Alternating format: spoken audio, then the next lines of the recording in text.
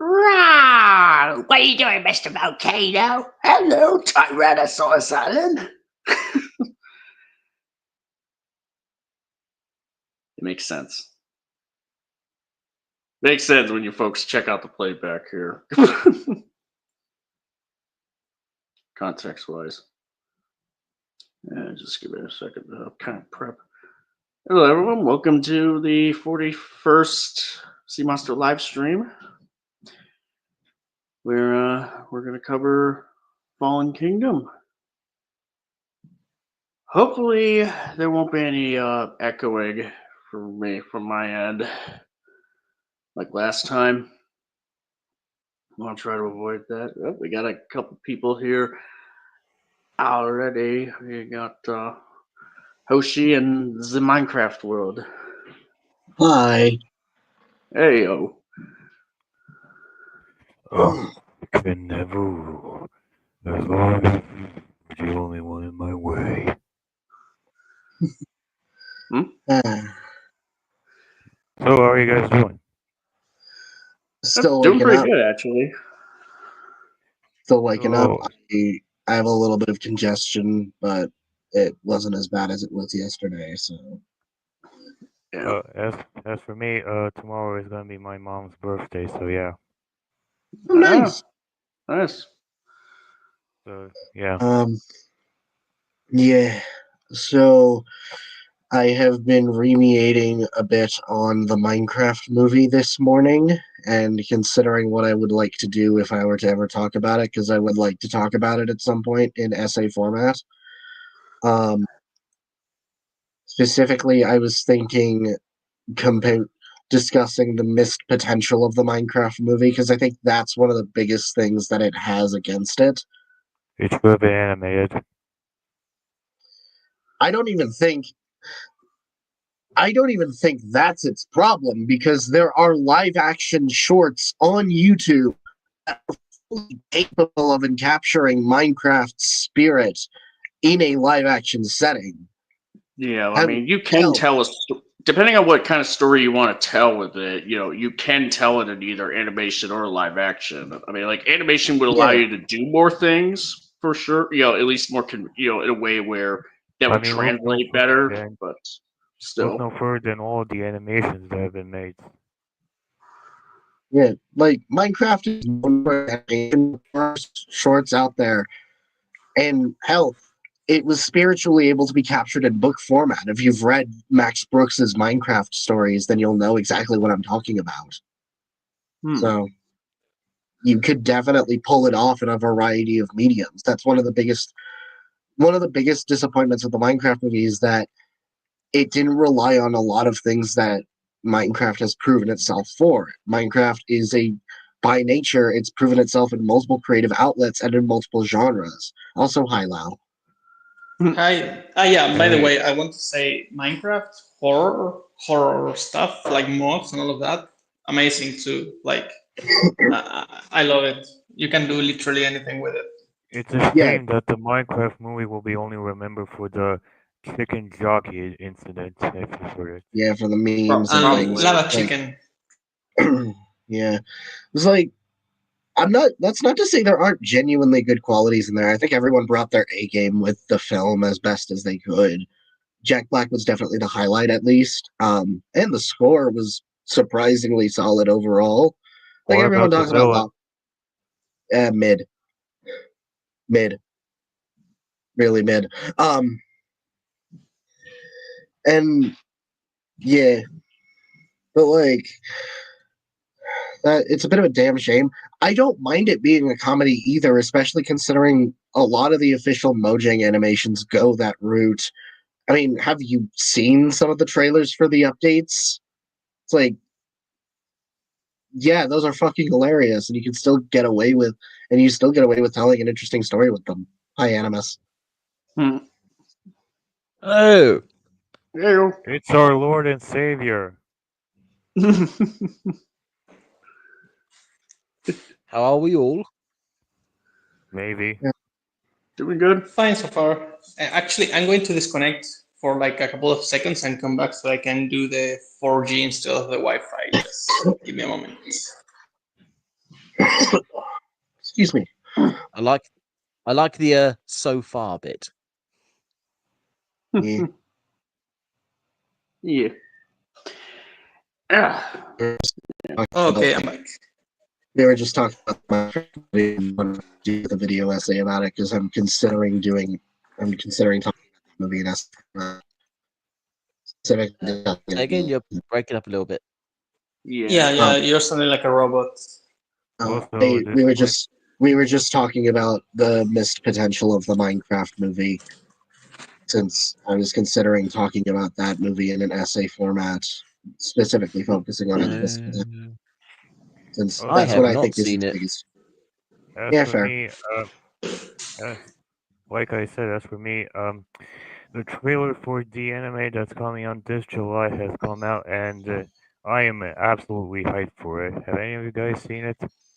The trailer for what? Could you repeat it?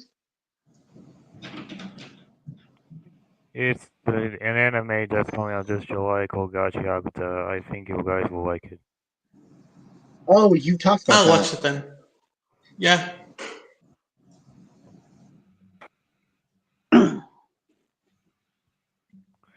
So we're talking about Jurassic World: Fallen Kingdom. Yeah, that is next on the dock. That is next on this docket. Yes, Well, it's terrible. Okay, yeah, it's not. Yeah, before it's not we good. tear it up, before we tear it apart, can we all at the very least agree that the Indoraptor was one of the better parts of the movie?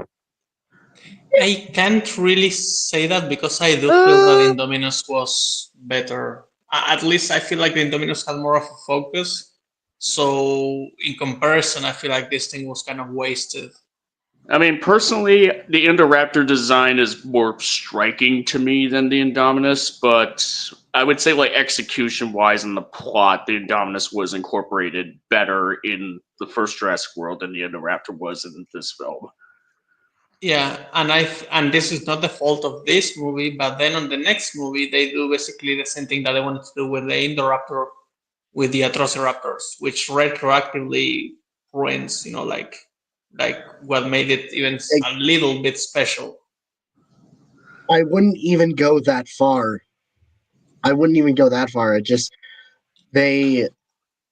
It just kind of like,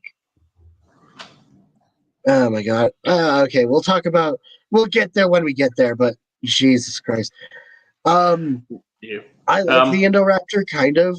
My biggest conceit is it's a bit jarring design wise, but I can live with that. I don't like it at all. Honestly, the most craziest thing of the Indoraptor was the grin. I like the character. There's certain elements of it which are creepy, like you said, the green, and the fact that there's like points of it is clearly got some kind of intelligence to it. But then there's the way those creepy, intelligent parts of it are implemented don't really mesh well at all with a lot of what's going on with it. But yeah, like Minecraft said, we will get there.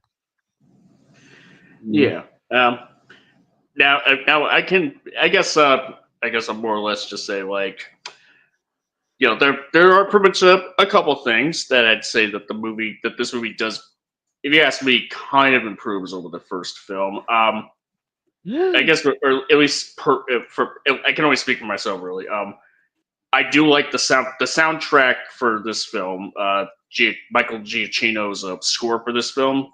I honestly think actually is probably one of the best things about this film. Like, it actually sticks out. Like, it sticks out to me more so than the first and the third film, actually. So. Mm-hmm. I kind of agree, but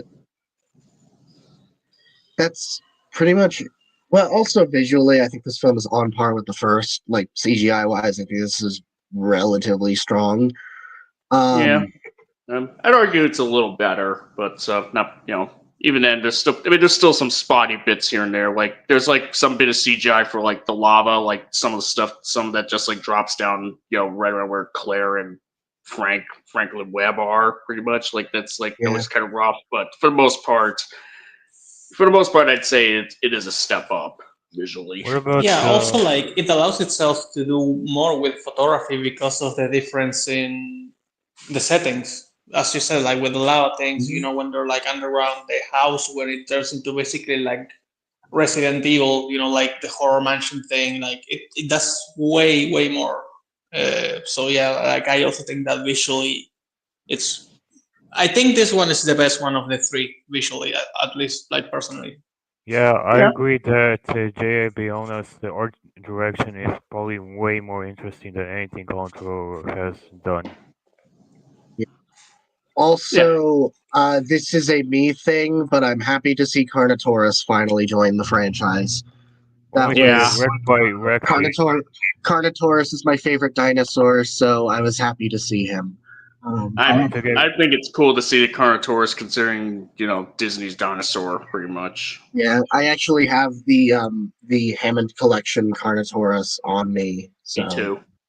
It's a Yeah. shame that it didn't have its own chameleon abilities from the novels. honestly, that felt like yeah, but where the hell would you have put that?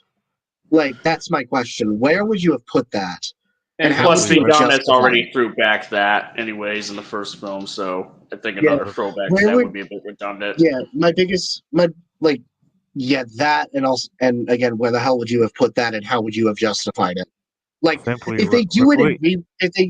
if they do it in Jurassic World Rebirth, I think it's fine because these are meant to be creatures that weren't allowed to make it into the original park, or really shouldn't have been in the original park for whatever reason. So if Yeah. a Carnotaur with chameleon abilities is there, sure, why not? Yeah, I I mean, the like, book kind of justified it, so yeah. the way the Carnotaurus was introduced in this film, as it is, was clunky enough as it is. We don't need it to have camouflage, in that same moment for no reason at all. Yeah, it Yeah. could have been any dinosaur, honestly. Yeah. It's a shame it got Anyways. wrecked by Rexy, though. Oh, I want mean, to talk it's about the Rexy cute. for a bit here. Yeah, Rexy is basically a ninja now. Like like when a T-Rex, its appearance is like heralded by like thunderous footsteps, that shake the water and all that in puddles or cups of water, like in the original and the Lost World. Jurassic World, doesn't really have that because there isn't really a need to put that there. JP3 more or less the same. And I wouldn't even. And here's the thing: I know that even the original Jurassic Park has that one moment where Rexy just suddenly shows up to save the day at the end. But that's like one moment. There's like several moments like that in this film, and it's like it gets more and more ridiculous each time. It's like, I can accept it for the first movie because it was a one-time thing and it was at the very end. So it's like, you don't really need much there. Plus, it's like, it's the 1, 2, 3 thing. You've set up Rexy, then you have one scene with her later, you have another scene featuring her later, and then you have the final payoff with her. So, Let me yeah. explain why they choose to make her a ninja. What? I think the reason why Rexy doesn't make like this much sound is it's like in the wilds, like in real life elephants, how big they are, but you don't hear them moving because their feet are like different. Padded. Yeah, elephants. Yeah, it's true. Actually, I was going to say the same thing. I think that the thunder steps are actually a little bit inaccurate because, yeah, as a predator, T-Rex was probably or theorized to probably have had padded feet that would avoid noise. Basically, it could step on a branch or something and it will do it so softly, like a cat. Basically, like you don't hear cat steps most of the time if they don't want you to. Okay, maybe, but in the context of the franchise, I do think that it's a problem that they overdo it still because like it's not like scientifically accurate at all. It's Jurassic Park, so I will still keep it. Yeah, like it's still like it's just not consistent with how we've seen the way Rexy does the kind of like comes in like as we understood in the other movies. Yeah, so like I can forgive the sequence with the first appearance with the Carnotaurus when she stops the Carnotaurus, since there's so much going on, there's so many loud noises that you probably wouldn't be able to hear her. But for other sequences, yeah, that's oh my. Yeah, I mean, like the Carnotaurus, I'm not even sure about that because it's like all in broad daylight, and Rexy just kind of peers on the side when the Carnotaurus could easily have just spot her, coming right up to him. See, she was out of frame. She was out of frame. You cannot blame her. She was out of frame. No, she was drinking a mojito out of frame. Leave her alone. No, but like in all seriousness, I can understand why the Cardo wouldn't have seen her or heard her because again, there's so much loud noises going on, and it's too focused, too tunnel visioned on getting its prey. So Sienna, do you have anything to say about this? What about the Rexy stuff specifically? Yeah. Well, they seem to have carried over the fact that people can outrun a Tyrannosaurus from the first film. Yes. The bit at the start of the film where the guy with the headphones on runs away from her and somehow keeps away from her. I know they do the bit with the car, but he walks around the car, so surely that should have. Yeah, basically, it's stupid. It doesn't make any sense, that bit. The whole bit with the Carnotaurus and Rexy attacking the Carnotaurus, I just didn't like the fact that the Carnotaurus had stopped to attack the people when literally everybody else was running for their lives. It's like, are the animals instinctually aware that they're about to die, or are they not? Why is this one specific one just like, nah, I'm just going to ignore that massive explodey fiery thing over there. I fancy a snack. It's very jarring compared to literally everything else in the scene. And then, yeah, the sneak attack at the end of the film is very, very stupid, and everybody memed on it. Yeah. And also that and then there's like that poster dropping was from the reference from the first movie was just why. Oh, the pose yeah, at the end. Yeah, the poster. Yeah. And actually, like it's nice that. Continue. Yeah, like after she and the Carno like kill the villain of the movie, like she just it's as if she knows that there's like an audience there. It's almost like a wink and a like it's almost like, okay, guys, hero shot. Oh, money shot. That brings up the when the Brontosaurus enters the film earlier, because obviously that pose, the Rexy pose, is like, "Hey guys, remember the first film?" And then the Brontosaurus entering the scene earlier, include everybody stopping to stare at it, and like the music, you hear the original music for like a second, like sort of blended in with the ambient music that's going on, and it's like, "Hey guys, remember the first film?" It seems like nostalgia baiting. The main to me, it's always annoying seeing people on Twitter, being like, "Oh, the Brontosaurus broke my heart." It's just like it's 2 seconds, dude. Like, calm down.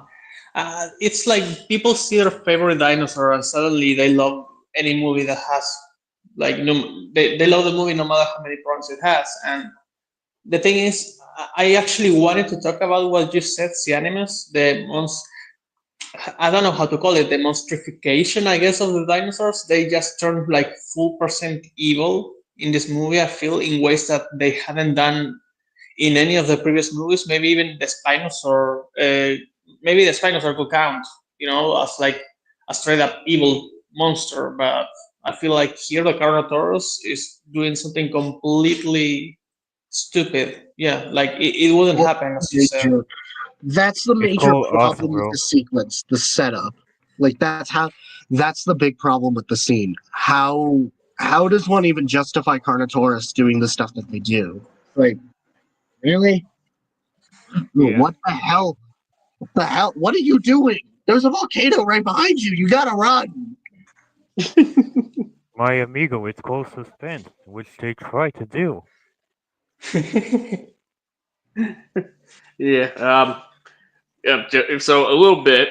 So I think this is pretty much have been mentioned like many times, but it's still worth going over how utterly ridiculous it is that Isla Nublar's geography was like retconned in this film, where the Mosasaurus paddock got moved from being in the middle of the island, like in a lake area in the middle of the island, to like at the edge of the ocean. Yeah, and and let's keep in mind the first Jurassic World film established that paddock was there based on the shot of one of the boys, Greg Mitchell, on that hotel balcony that's like facing at that said paddock. So that just begs the question. Yeah, like it doesn't even beg the question. It's just like there is no question to be begged there. It's obvious. It's really obvious. Like they retconned this so that the Mosasaurus could get out, and only for that to not be followed up on all that well in the next, like to say, oh hey, the Mosasaurus is out and about doing her thing, out in the outside world, and that's never really much of a factor in even in Dominion. It's almost like, well, why even have that there? And also, considering that Jurassic World had left abandoned for so many years, like how is the Mosasaurus like being able to feed itself? Like if there's no food supply in an enclosed paddock. You could say How does that even happen? The whole Indominus. Yeah, but it still had years. Okay, but it's been It's been 3 years in universe since Jurassic World. And there are so many problems with that. Yeah, how like in the world was the Mosasaur sustaining itself? Yeah, literally the first line of dialogue in Fallen Kingdom is a guy saying, "Relax, anything alive in here would be dead by now," and he would totally be right if we were going by some semblance of logic here.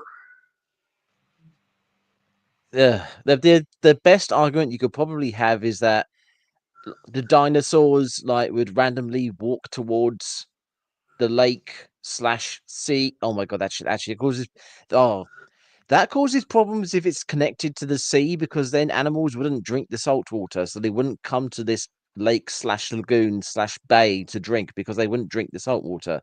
So that kind of explodes the idea that the Mosasaurus is eating drinking animals. Do you think that maybe there's a chance that it freed willed its way out of its pool thing? It could have done that at any point in time within the 3 years. If it was able to, it would have done it long before this movie starts. Well, that's the problem. You can't have that. There is a chance that maybe and have the Indominus Rex in there. Yeah, that's true. Yeah. Well, wait, why? Because I feel like if the Indominus Rex would have died anyway, even if you could jump out.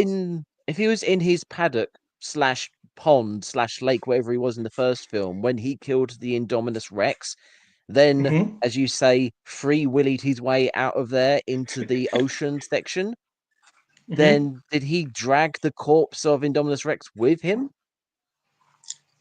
No, okay, I see. Now I get it. Yeah, it doesn't make any sense. Yeah, and here's the thing. He dragged it with him, but then very neatly placed it back on the ground with all the bones in place of where the body parts would be.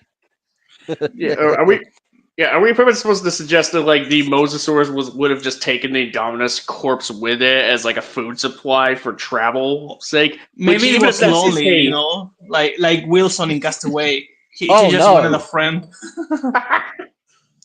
Oh no, that's horrible. Necrophilic. I'm sorry. I have to.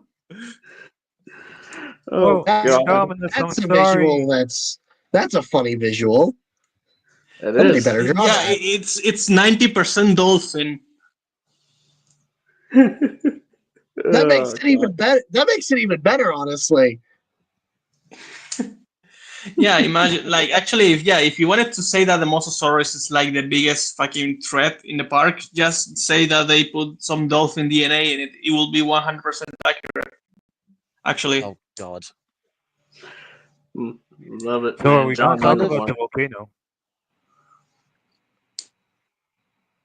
The Jurassic World is I nothing just- but oh wait, what did he say? Nothing but a Let me fallen read it. kingdom, and the Indoraptor devoured him. Truly one of the moments of all time. What was that, Antonio? So, as I was saying, are we going to talk about the volcano?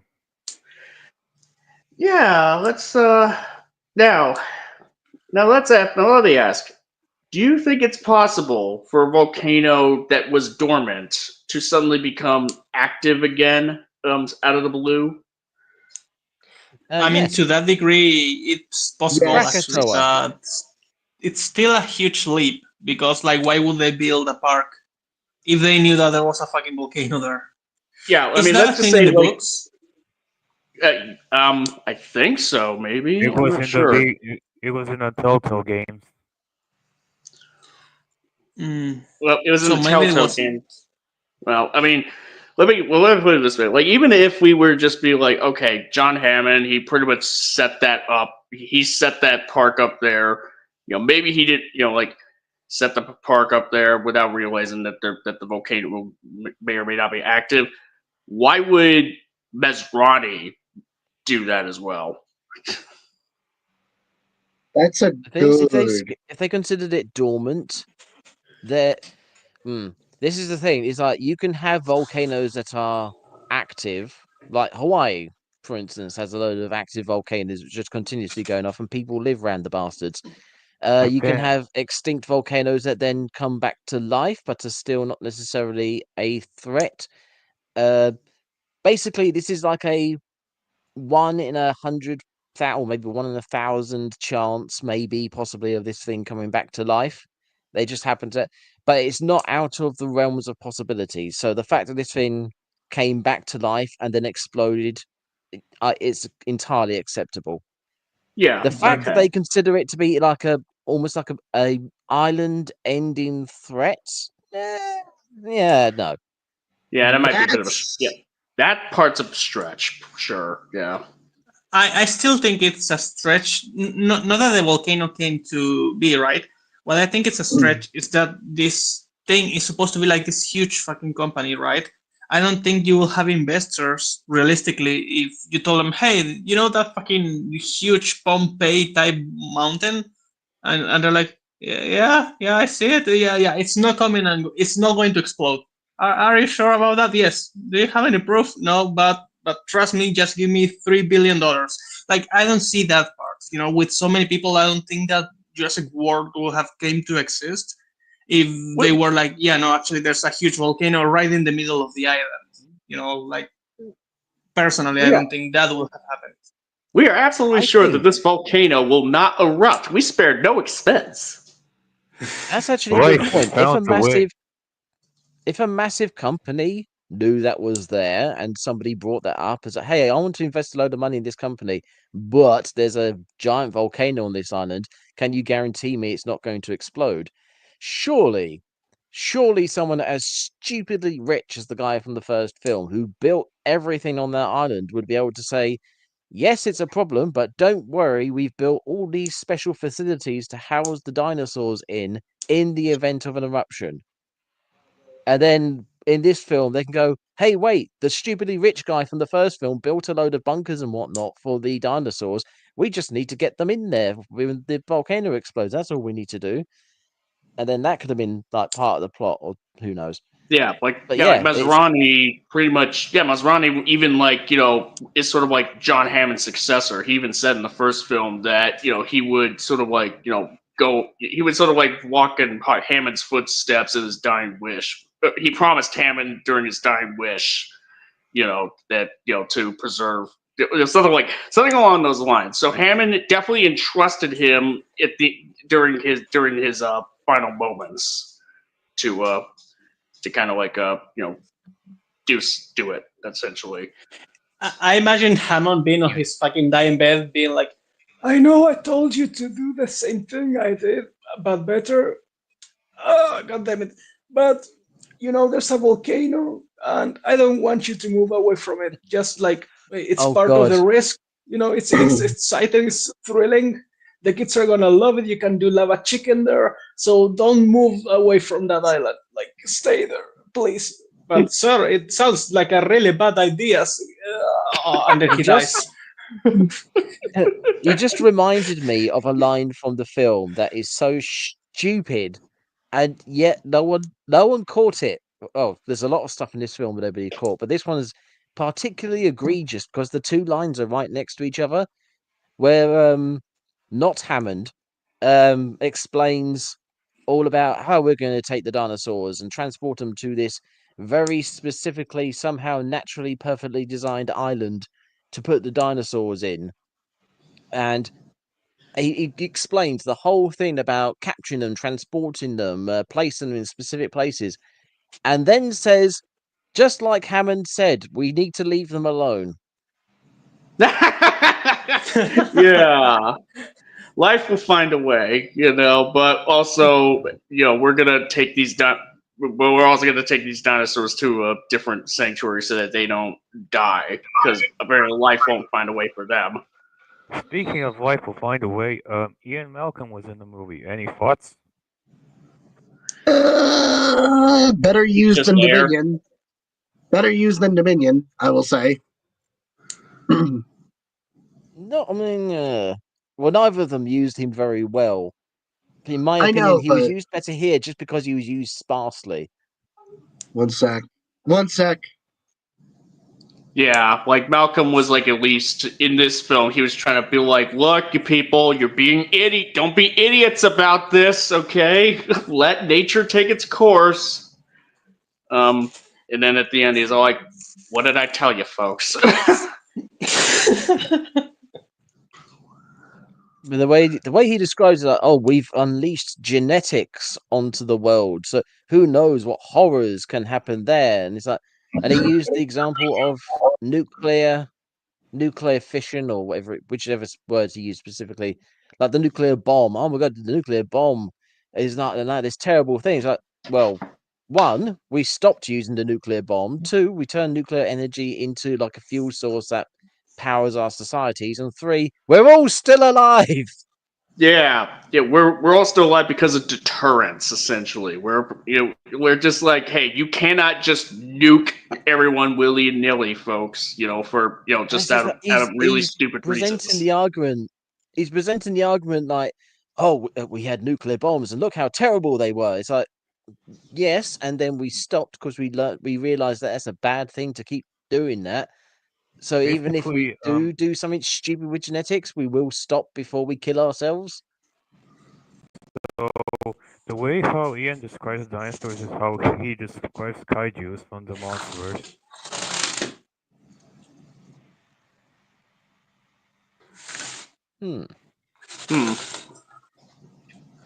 Are you asking like That if would it's similar, or is it just? Similarly.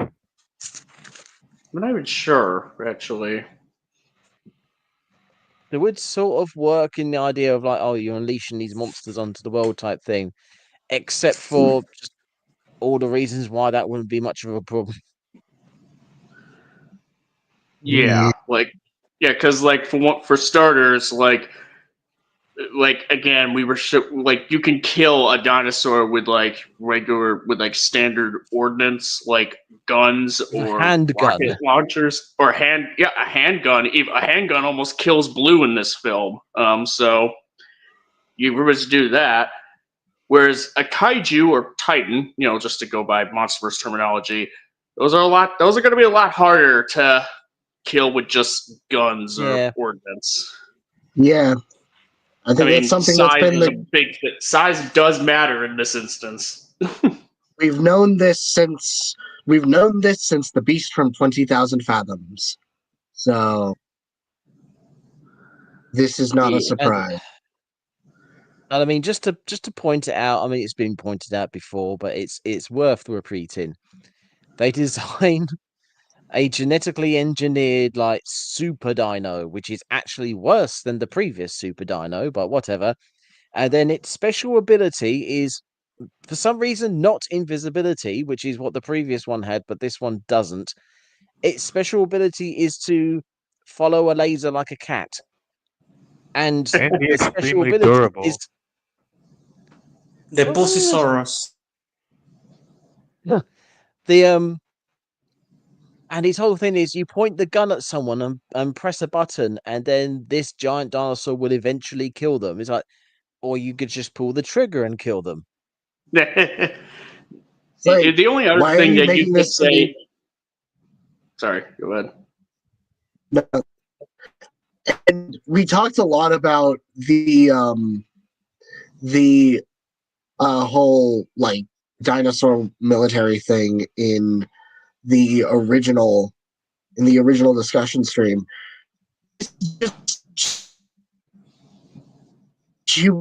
And in a way kind of proves the stupidity fallacy in there. But also, it's just not as well done. It's like, yeah, You're cutting out a lot, You're- Minecraft World. Yeah, like a lot.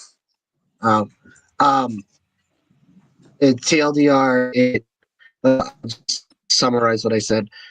It basically just breaks the entire any idea that they could have had with the whole dinosaur military stuff in the first movie.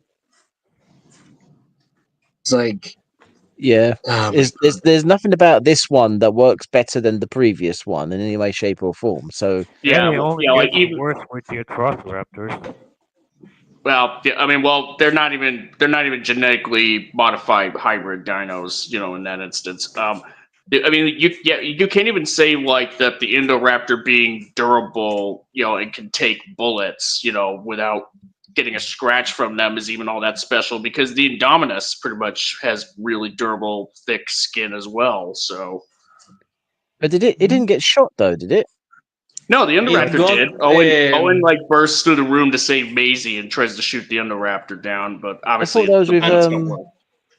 I thought that was with Tranks. No, those were bullets. No, those were straight. Those His were gun had bullets. 3 bullets. I mean, His semi-automatic rifle had 3 bullets. I'm not a gun expert. I don't know if that particular gun is automatic, but but yeah, like only 3 bullets. That's really inconvenient. That's why I thought it was Tranks, because if that's a semi-automatic rifle, that would have a clip of like 50, 70, maybe 100 bullets. But yeah, the fact that he only shot 3 times and ran out, I was like, oh, okay, so this is like the Trank guns, because those Trank things are quite big. Yeah, I don't know. I always kind of like took that as just being like bullets, because I think like the Trank guns shoot differently. That I think a gun shot with a Trank would come off and sound differently from a bullet essentially being shot. Okay. We see the bullet hit and fall off. That's what Vic is saying. Yeah, so yeah, like the Tranks would be a little more. Would be a little more obvious. The bullets are a little smaller, so they could especially for that type of gun. So, are we going to discuss about the fact that why didn't they send the dinosaurs to like Isla Sorna? I completely forgot about Isla Sorna, didn't right? Well, they mentioned Isla Sorna in this film, so they didn't forget about it. They just Did they? yeah, like Lockwood, either Eli Mills or Benjamin Lockwood, one of those two mentioned Isla Sorna in during their first conversation with Claire early in the film when they were talking about the sanctuary that they were going to do. They mentioned Sorna, Site B, just for just so for clarity's sake. Yeah, and they don't even mention like why they wouldn't just move the dinos there. Aren't the dinos there already? Because as far as I remember, basically all the dinosaurs from Jurassic Park in the first film were on Isla Sorna in Jurassic Park Lost World. So unless there's like a one or two new ones that they've got in Jurassic World that they didn't put on Isla Sorna, then none of these dinosaurs are going extinct. I mean, Yeah. in Camp Cretaceous, Spinosaurus from JP3 was transferred in Manticore Island, so you could kind of say that. Well, we can't really go off of like we're only just going off the movies, so. I know. I'm just trying to. Apparently, the explore. films aren't going off the films. I mean, the most that I can do to, I guess, steelman this point is that they pretty much had just this sanctuary set up. Yeah, like considering that this plan about a sanctuary for dinosaurs to go was bullshit, anyways. Like it's a smoke screen for the real reason for why Eli Mills wants the dinosaurs off the island. It's kind of like. It's mainly just because look, we got this place set up for them. I mean, yeah, there's Site B, but there is also this place that's viable. But the whole reason that is a thing is because like the U.S. Senate and all these groups and whatnot all talking about, oh, we need to save the dinosaurs from extinction because the island's gonna volcano. But that is basically a thing that everybody in the film in America and the world is apparently agreed that is going to happen when it isn't. Yeah, Vic actually posted something in chat. Isla Sorna is under Costa Rica control, and it was an illegal we lost Minecraft World. Okay, so Isla Sorna is under Costa Rica control, and it was an illegal operation that was never going to transfer them. They lied to the characters. I guess, yeah, I mean, considering that this is supposed to be an illegal operation to move the dinosaurs from Nublar to somewhere else, and the fact that Sorna kind of is like in constant watch because it's a restricted area after the Lost World, I guess that makes. I guess you could make that make sense. That's again, it's still not the point because the point is that the dinosaurs that are existing on the main island exist on Isla Sorna, Nublar, whatever. Basically, wherever the dinosaurs are, there are already those dinosaurs on the other island. So there is no extinction worry as such. So basically everything to do with this film is completely nullified. The entire plot, the controversy, everything is completely nullified by the fact that there's another island with all these dinosaurs on it somewhere else that aren't going to blow up. Yeah, I'm gonna have to ask Vic. Was there any explanation in either the first Jurassic World or this film that kind of explains why, like whether or not there are even any dinosaurs on Isla Sorna left there at all? Because this film kind of obviously establishes that the dinosaurs on Nublar are the last of the dinosaurs that are on there, to just kind of hand wave away like, nope, there's no dinosaurs on Sorna. Was there anything in the first Jurassic World that explains like what happened, like whether or not the dinosaurs from Site B were? I don't even think I even recall Site B being mentioned in the first Jurassic World at all. Actually, no, it wasn't. It wasn't at all. Yeah. So yeah, like they forgot about it. Yeah, they pretty much forgot about it, or they ignored it, and then this film comes in and it mentions Site B, and it just but no. I was gonna say maybe they retconned it out of existence and only consider the first film canon, but yeah, you just said they mention it, so yeah. Well, yeah, like it's definitely. You could say that the dinosaurs in Sorna were dying because of some other sickness that was happening there. Well, then you were just kind of writing the film to the writers at that point, really. Like we can't it's not exactly. That's something not exactly you want to do. They have not explained it, therefore. I'm saying this because of the tie-in materials explain that, but again, we're not talking about that. We're talking about the movie. So yeah. Vic is saying I'd have to double check, but I think it was explained on the website that they did move dinosaurs from Sorna to Nublar, but it's not in the movie though. So like, it's it's like these explanations. The whole government argument is that yes, we should let these dinosaurs die, let nature take its course, type thing. The hand of God, blah blah blah blah. But if either dinosaurs are still alive on, I'm getting my island mixed up now. Is it Nublar or Sorna, the main one? Nublar. Main one is Nublar. Nublar, right? So they either have a load of dinosaurs on Sorna that are just like fine, or they moved the dinosaurs from Sorna to Nublar onto Death Island, and then they're like, oh well, that's nature, God, blah blah blah. So, but you just moved them there. No, no, it's fine, it's fine. Yeah. Yeah, even like, then they were clear. This is the thing. But why visuals and whatnot are really important. When they're showing the volcano exploding, and you've got the lava and the pyroclastic flow. Oh God, how the hell did what's his face survive a pyroclastic flow? Anyway, his name is Owen. You have he's got plot armor for as thick as Mickey Minaj's ass. Anyway, he's got. That island was exploding, all this lot. Then they show the aerial shot where like half the island is fine. So there are plenty of dinosaurs surviving this then. Yeah, it's literally just walk around.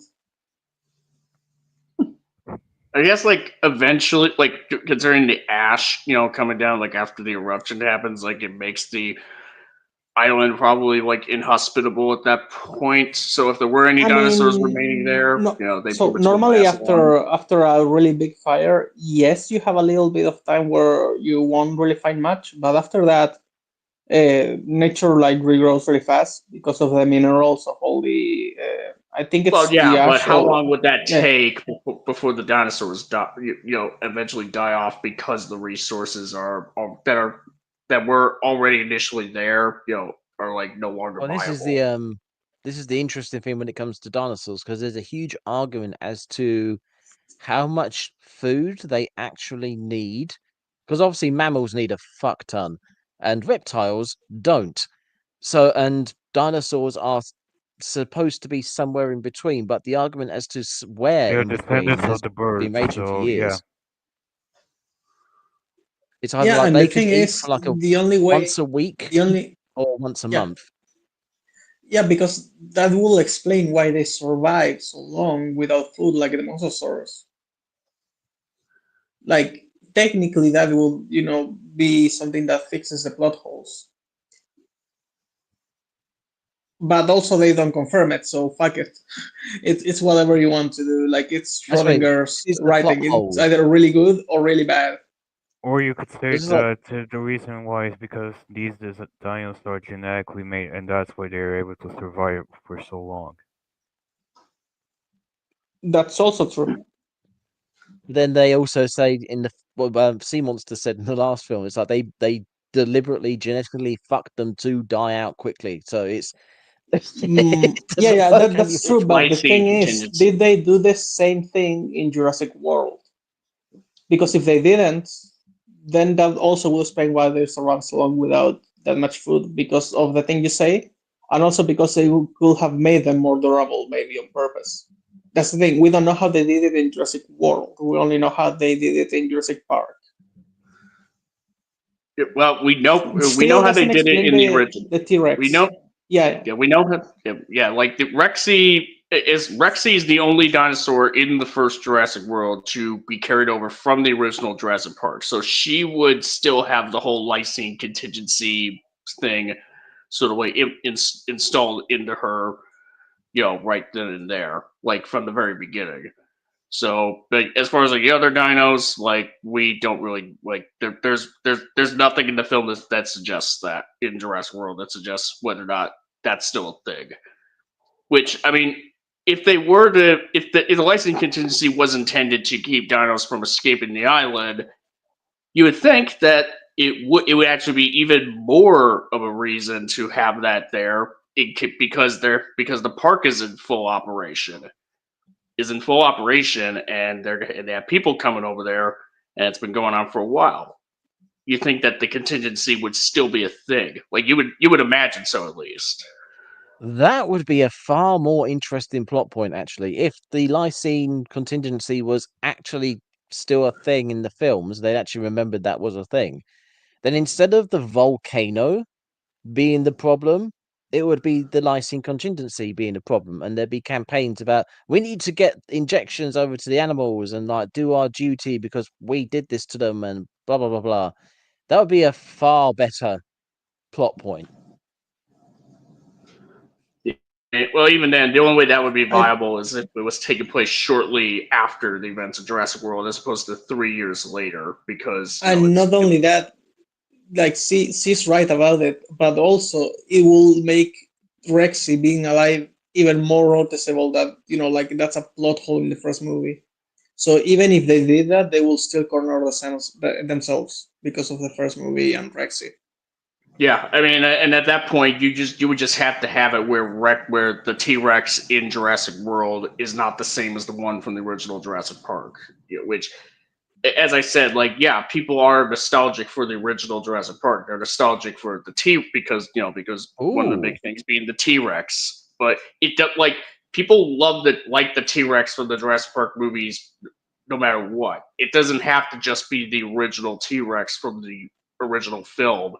It could just be any people clamored for the T-Rexes in the Lost World, fine. So it's not like so having People the T-Rex were crying on in the Jurassic inside when T-Rex died by the Spinosaurus in JB3. Yeah, it was like a highlighted thing. Like people, like that, the T-Rex, as in the species, is an icon in the Jurassic Park films. It doesn't have so the T-Rex in the Jurassic World trilogy, the first 3 films, Jurassic World films, doesn't have to be the same one from the original Jurassic Park in order for people to be like, hell yeah, T-Rex. I don't even think general audiences wouldn't even care necessarily whether or not it's the T-Rex from the original, anyways. Maybe Funko Pop collectors would, but no one else, like no one normal, would actually give a shit. You know what I just thought, and why I like my brain and also hate my brain? What if, like, Rexy turns up in the first film and everyone's like, "Oh, Lysine contingency, blah blah, blah, she should be dead, etc." Then in this film, their whole thing is the Lysine contingency is going to kill the dinosaurs, and then someone brings up, well, Rexy survived. Why can't they? And then someone brings up, oh well, she's got they messed up her genetic code, and the Lysine contingency isn't in there, or it doesn't work properly. And then the whole plot point is why going to get Rexy to then get her blood, and then retroactively like get whatever code is in her DNA to then inject the other dinosaurs with it. And you're solving 2 problems at once. But that would be good writing, so we can't have that. Guess who's back? Back again? So Minecraft World's internet, went out. So I think Antonio's saying like, "Oh, hey, look who's back." And I said that's really nice because like they could have done that really easily. Yeah. Okay. Yeah, this is why I hate my brain, because I came up with that offhand, like just from us discussing it, and like, oh, that'd be a good idea. But clearly, the people who wrote this film didn't have any kind of discussion like this. Yeah, they could have. They didn't even think to just explain what is even going on with Site B in the first Jurassic World film. Like they don't even just it's. They don't even just have It's that. bad. So are we going to talk about Lockwood? Oh, the Nick Hammond. Oh yeah, what? Oh yeah, Temu Hammond, pretty much. AKA his best friend that we never heard about until now. Exactly. Like John Hammond never mentioned him at all. We never see him in any other movies. Unless you're a book They fan. do they do try to explain that with the whole they had a falling out over the cloning thing. The human cloning, yeah. But wasn't that Anon? How long ago was that? Because like that girl does if I think they were talking about like 20 years or whatever it is for Jurassic Park. So presumably they fell out before then because he never mentions Lockwood before then. So does that mean that why is that girl only like a teenager or however old she is in this film? Why isn't she 20? Let me think. Well, that's for the next film to explain that. But as far as Oh this god. film, uh, as far as this film, it's like just going off of this film, the most that you could have just inferred is like that the original daughter is that the daughter, Charlotte, we'll just say, Charlotte Lockwood, like she, like she pretty much like died. Like they didn't say like how old she was when she died, and when her DNA was used to make a clone in the form of Maisie. So, like they don't really go into details about much of the way details about that, other than that Maisie was used as a yeah, as like Maisie is kind of like to Charlotte what Boba Fett was to Jango Fett in the Star Wars prequels. Yeah, but my point I being was is going that to they had a say that. Oh yeah, continue. sorry.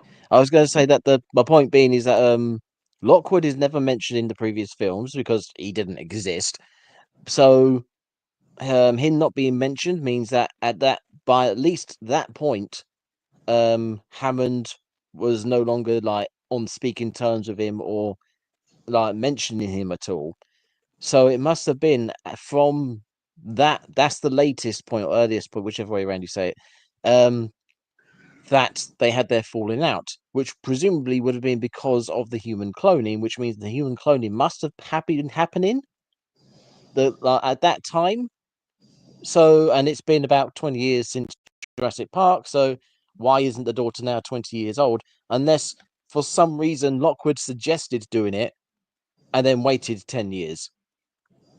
I mean, we could say that maybe that happened. Like he was like thinking about it, but he hadn't done it yet. But yeah, like it's not explained. It's just Yeah, like not only that, but the timeline is also confusing, especially when you start getting it like keep in mind, like Dominion is essentially like the bane of all of this. Essentially, once we get to that, but yeah, like the timeline is also like really confusing as well. In terms of like they say like, oh yeah, she was there during the original park in this, to see the park in the original Jurassic Park in this film. Oh yeah, I forgot Yeah, that. Yeah, like they said she was there.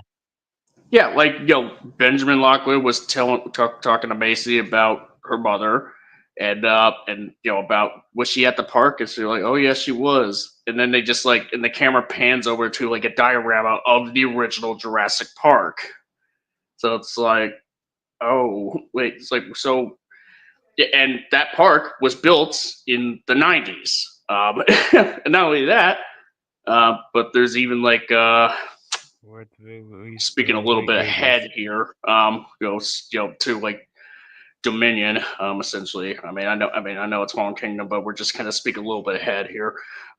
Dominion has footage of Charlotte, the mother Maisie, kind of pretty much looking like how like at teenager age, it's preteen, teenager, and the camera footage said 1986, and so Oh, yeah, okay. And then she has like so Charlotte, has Maisie in 2007, and then it's in like either in that year or in 2008. Maisie's born, somewhere around there, and then and that's when we flash forward to present day in Fallen Kingdom, where she's supposedly like 10 or 11 years old, somewhere around there.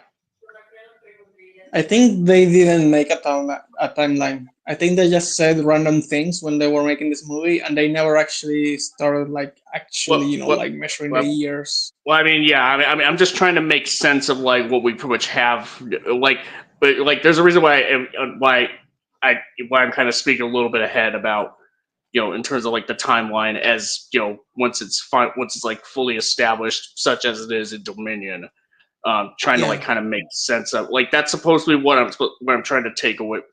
That's what I'm assuming is what the writers want us to take away from this, because Colin Trevorrow, he didn't direct this Fallen Kingdom, but he was a writer, and he has stuck around for these 3 Jurassic World movies from the first movie to Dominion. So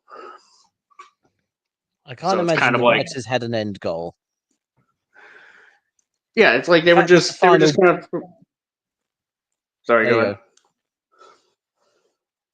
The thing about this is like the end. Like, if there was a plan, it was mainly just to be like, okay, let's set up like how we get dinosaurs from being on an island to being in the mainland, and just we get Jurassic World going from having the meaning of this new revitalized park that's a version of the original Jurassic Park, just fully realized, to Jurassic World meaning that now there's dinosaurs that are back out in the world.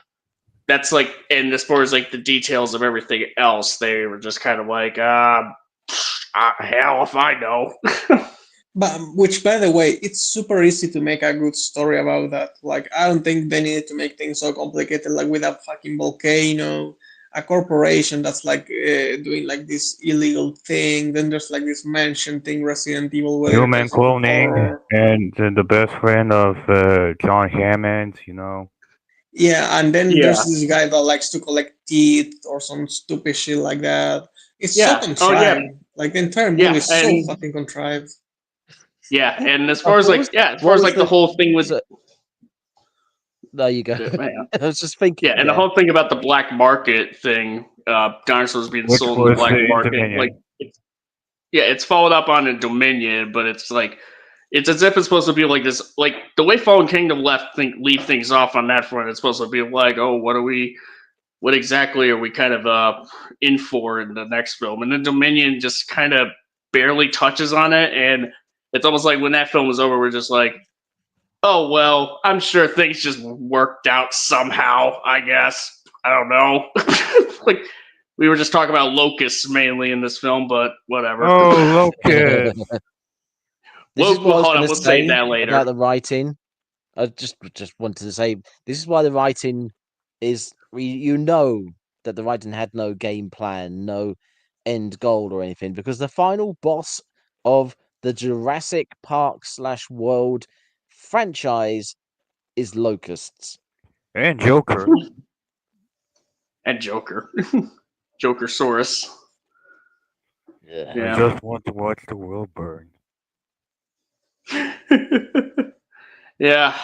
I mean, what I can say is, like, arguably this Jurassic World trilogy that Trevorrow made for us, arguably probably has a little more of a plan than the sequel trilogy, because at least he stuck around for all 3 movies, as opposed to leave after the first movie, had the second movie be made by somebody else who had a completely idea, and then just be brought back in to do the third one to just sort of clean up that mess, and only to make it a bigger mess.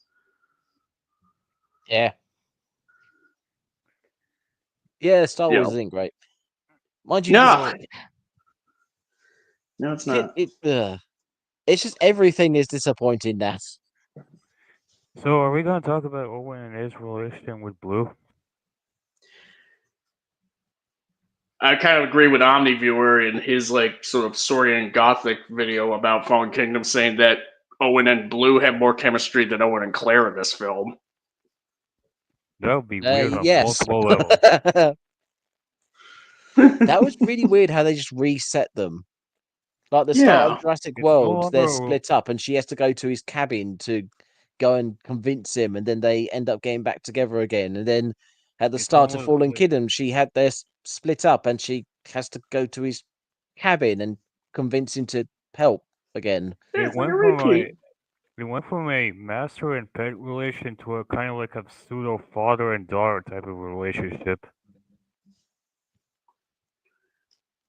Yeah, Yeah, I mean, yeah, Blue is like this weird thing. Like, um, like from a social animal perspective, I get it that she wouldn't like attack him or anything, and that she wouldn't necessarily like leave if she sees him because like she doesn't have any other raptors to like socialize with. But at the same time, like it's like I don't imagine, like I don't think it's like a wolf. Like it's not like a dog. Still, like it's still a different thing. So I don't think that they should have been so. I think she should have seen him, but not attack him necessarily, but also not necessarily get close either. Just like leave, like being different. Right. Yeah, because like the first Jurassic World, it pretty much establishes that Blue is the beta of the Raptor pack, and she kind of considers Owen to be the alpha. But obviously considering that they're different species, like earlier on when that guy was like falls into the Raptor paddock, when he has to save him, he makes like like he knows that the Raptors are ready to attack him. And so he has to like do this like crazy, do like the mad dash for the gate as it starts closing, so he can escape the Raptors because they're gonna get him.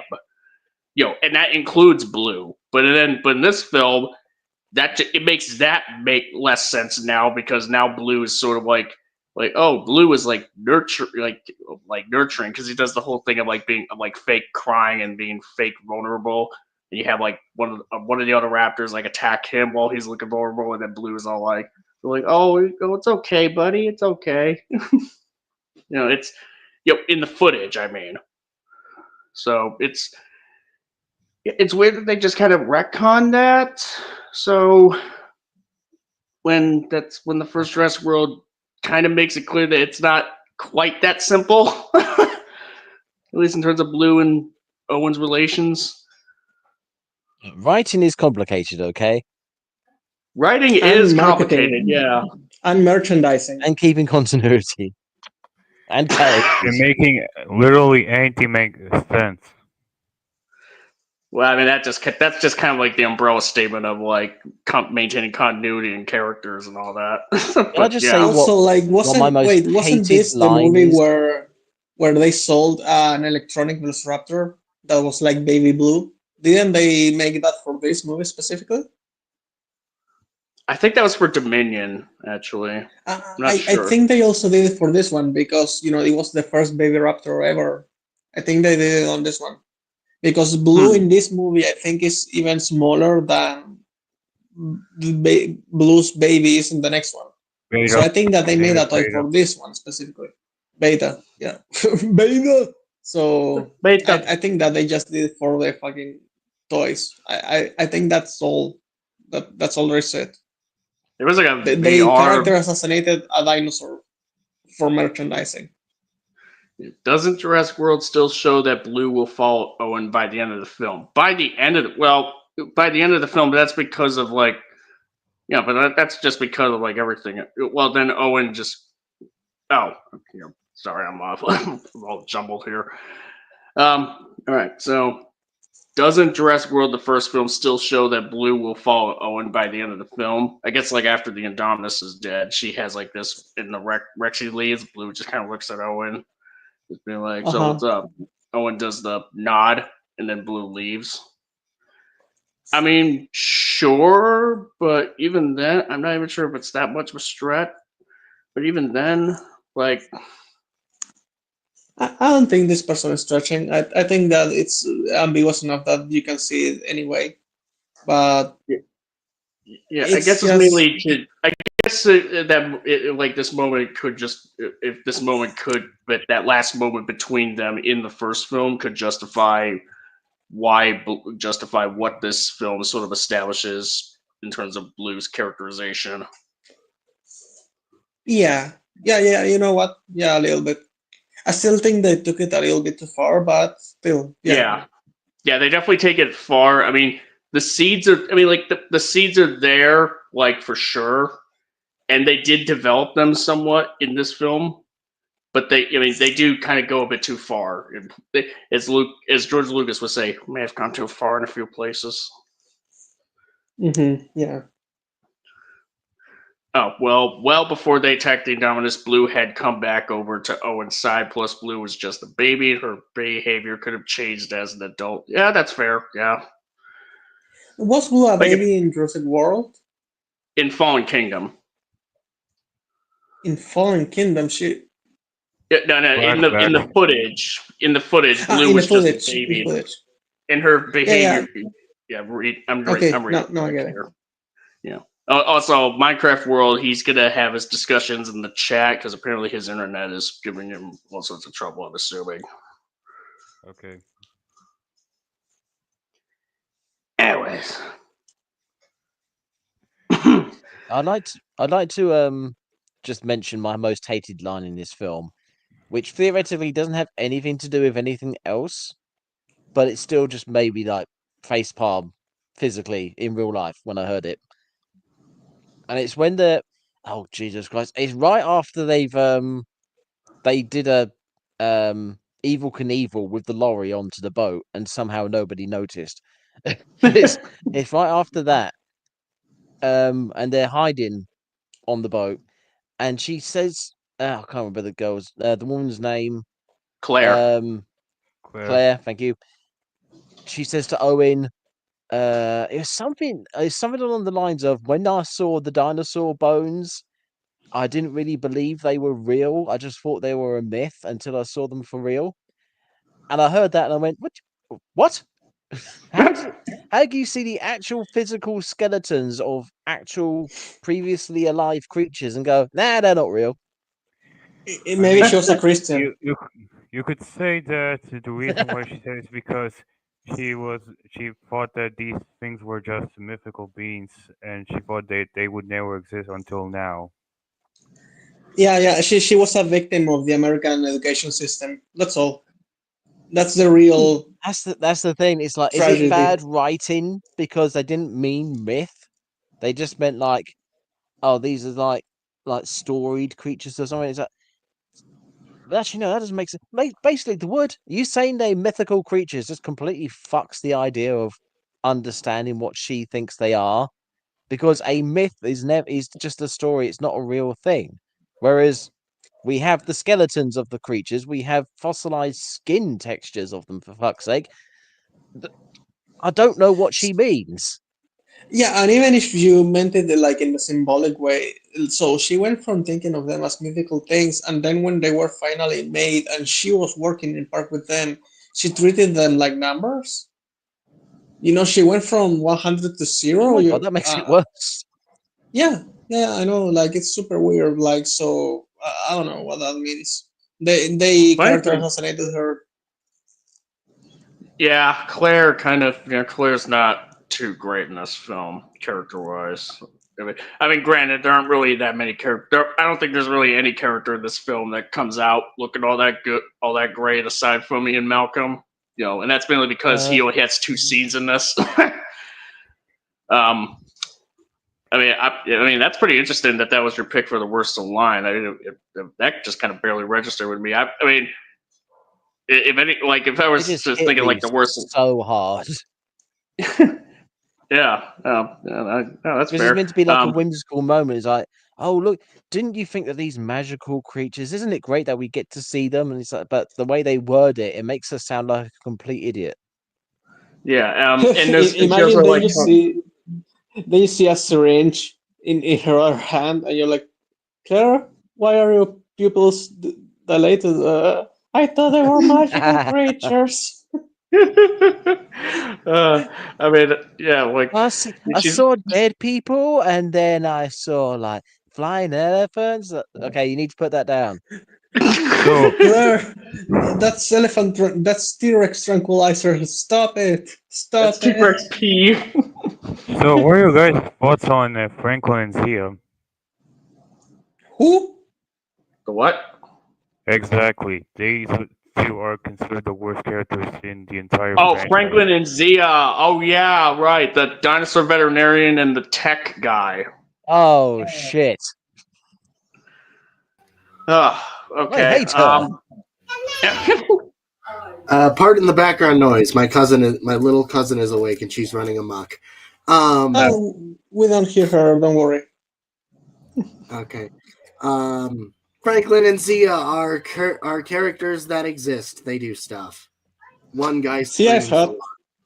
One screams a lot at the baryonics scene. To be fair, they're no different than Amanda Kirby. Meh.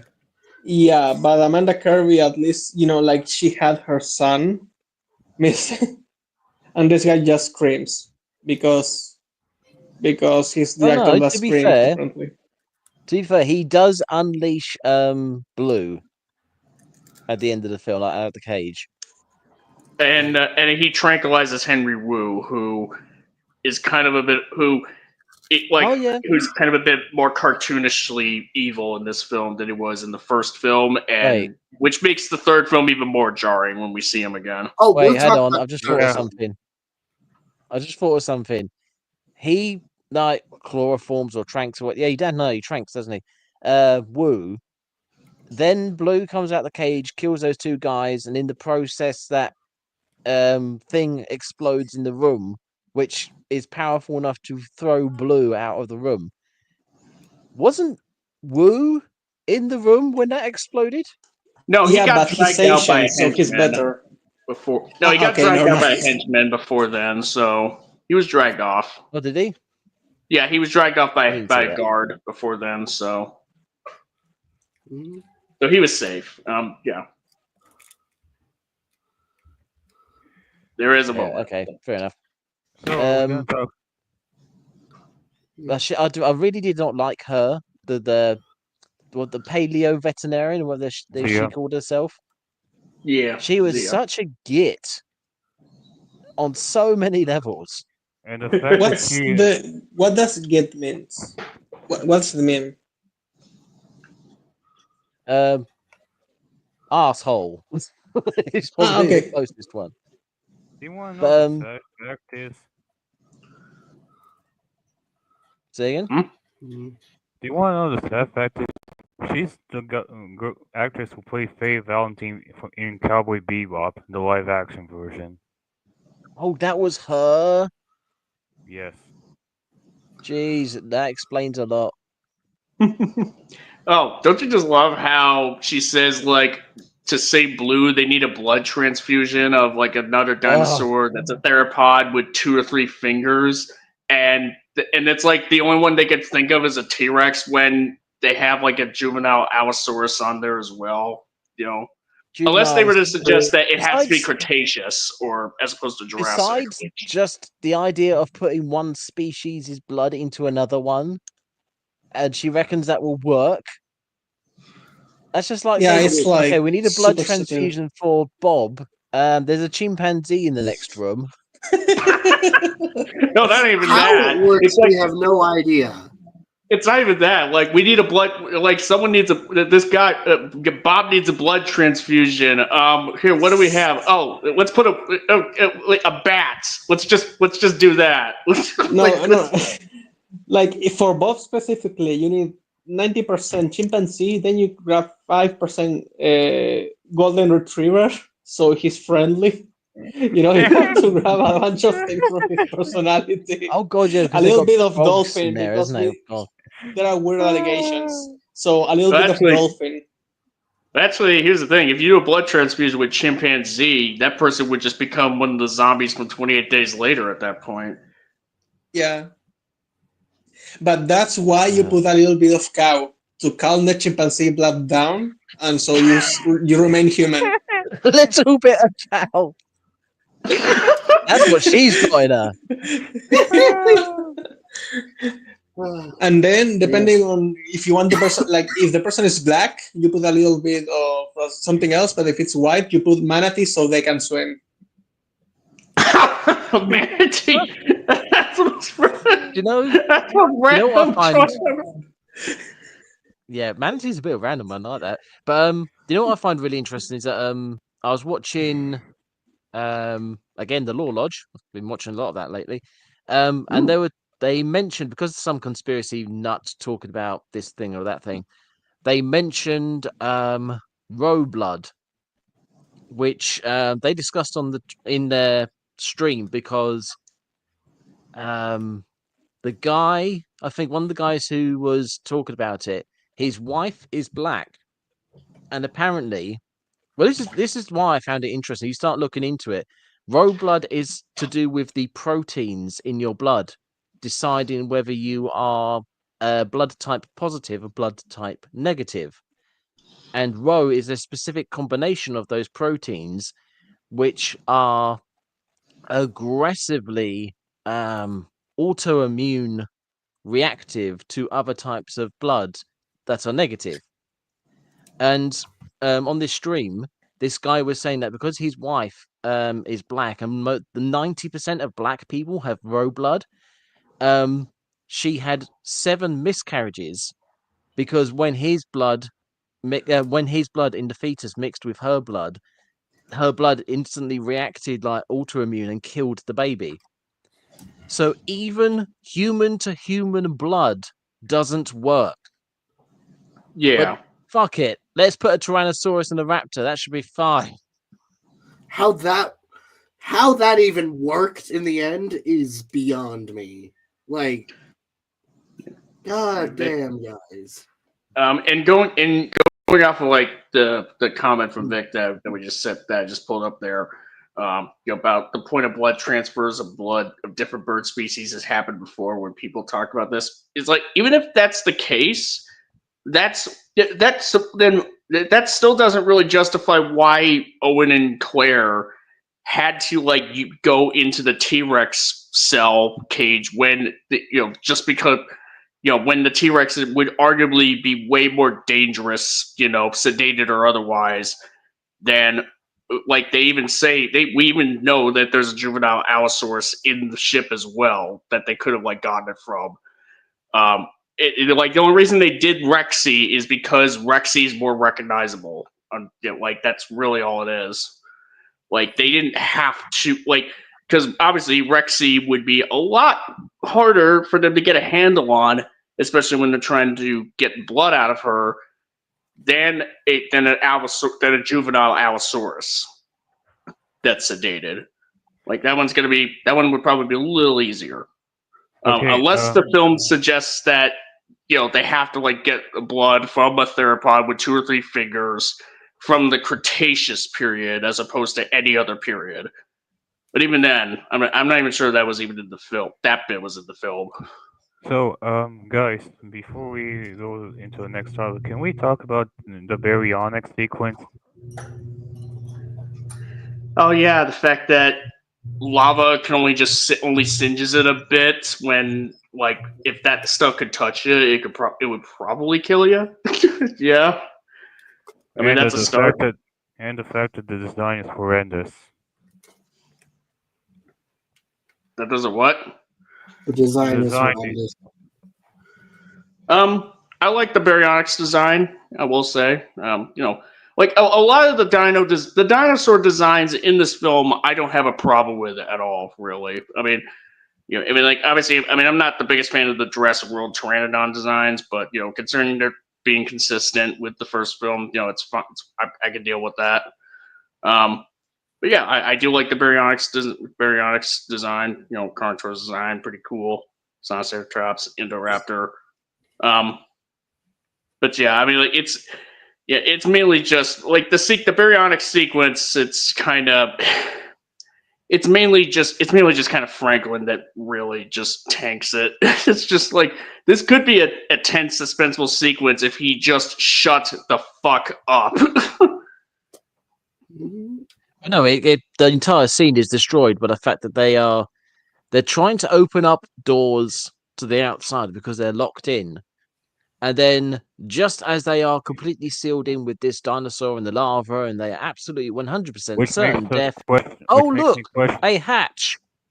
Which makes me question how did the Baryonyx even manage to get there in the first place? It just kind of stumbled in, I guess. I'm not even sure. Like, Yeah, he was I'm not also even- It read there the script. immediately. Like he was waiting by the door. Like, any minute now, they're going to open this door. Yeah, It's just the director told him, "Hey, you sit here." Then the actors come in, and then you jump out, and he did. That's all. Yeah, I mean, yeah, I mean, here's the thing. I was trying to think, like, well, okay, maybe like the villains like didn't notice the hatch. It's like, no, they were in the same. Some of them were in the same room as our heroes anyway, so they would had to have seen like the little tunnel way up to the hatch as well. So, like maybe they just like, oh, it's like shit. Don't worry about that. Hopefully, maybe they'll die from the pyroclastic flow, which they obviously should, especially Owen. But that's I digress. So I'm not even. Yeah, I don't know. I think maybe like the villains were like, okay, we locked them in. We inconvenienced them enough to where they could just end up dying from like pyroclastic flow or get eaten or something like that.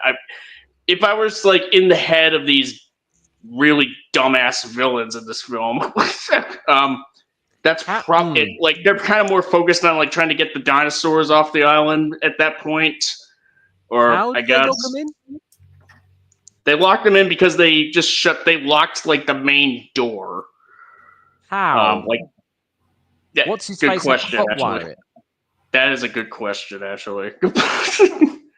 Because This fuck is it. why, because I think it was on Mauler's video on the Fallen Kingdom. When they're on the beach after all the betrayals have happened, and you've got Claire going, they lied to us or they betrayed or whatever she says, and the girl, the pseudo paleontologist vet, that's oh if you shoot me this blah, blah. The characters are acting like there's been this massive betrayal, but if you actually look at what happens, you wouldn't have thought that, because you hear the two guys going, "Oh my god, let's run away," and then the doors close, being completely aware of the fact that they had to hotwire the doors open. So there's no way two dumb fucks with guns would be able to hotwire them closed. So the doors just closed on their own for some reason. Yeah. And that's as far as Claire and what's his face know. And then with Owen, is like he tried to charge somebody and beat somebody up who had a dart gun. So yeah, the guy with the dart gun is going to put him to sleep. And then for some reason, the vet pulls a gun on them, like an actual live gun. And you're like, what? How did anybody see these events and go, yeah, they betrayed us? The most that you could say is like if they weren't planning on betraying them, they would have just taken Owen's like unconscious body back with them, as opposed to leaving him there to get drowned in lava or get killed. But that's pretty much the most that's the most I could give it, really. But even then, it's like the whole betrayal thing. It doesn't make any level of it just doesn't like it doesn't make sense why they would need to betray them anyways. Really, like all they're doing is you're just making it even more harder for yourselves, because like now they're gonna know that you have ulterior motives right from the get go before you leave the island, as opposed to just kind of like being chill, wait until you pretty much like get back to the mainland with the dinos, and then just be like, all right, guys, all right, round them up. Like they could have just done that. So stupid, absolutely stupid. So I'm gonna go out. My dad's taking me to the bank to cash a check. Get that money. Yeah. See you, Ben. I'll just leave my discussions in the chat, but before I leave, I want to let me find something real fast. Because I saw a concept a while ago of Jurassic Park, but it's 1854. So it's like old paleo art. Cool. Found it. I'll leave a link to the thing in the private chat for y'all to see. But yeah, to everyone else, bye. Have a wonderful day, amigo. Take care, man. Talk about endangered species. Banks where you can cash checks. Good God. Yeah, man. Also, I mean, they're still around. Well, they're actually not even endangered, technically. Really, you can still. They are for cash me. them. yeah, Oh, dang. also, I am going to also leave a lot sooner. So yeah. Another person fall into the Fallen Kingdom madness.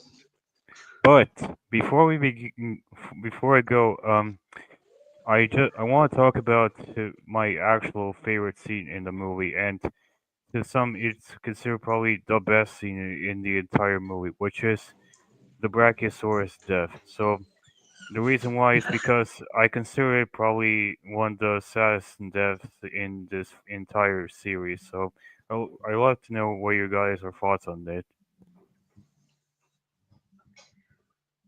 I It mean, could have been. like. Oh, sorry. I'll let you go. Sorry, I was just gonna. It could have been like a meaningful, sad, like dino death, but the stupidity that led up to it and the circumstances, basically everything leading up to that scene, and just completely. You could have shown me a baby being strangled, and I'd be like, "Yeah, this is I'm checked out of this film at this point. There's nothing you can show me that'll make me invested in it." So yeah, Well, actually, that's a bit too good extreme an idea example. spoiled. Yeah, I mean, maybe not necessarily a baby getting strangled, kind of more like a baby dying from a terminal illness, I guess. Would be a more okay, yeah, apt sure. way, Yeah, because that. because it's not like the baby's getting, because it's not like the Brachiosaurus is getting murdered by someone, in that scene. Being murdered by God. Only by God. True, yeah.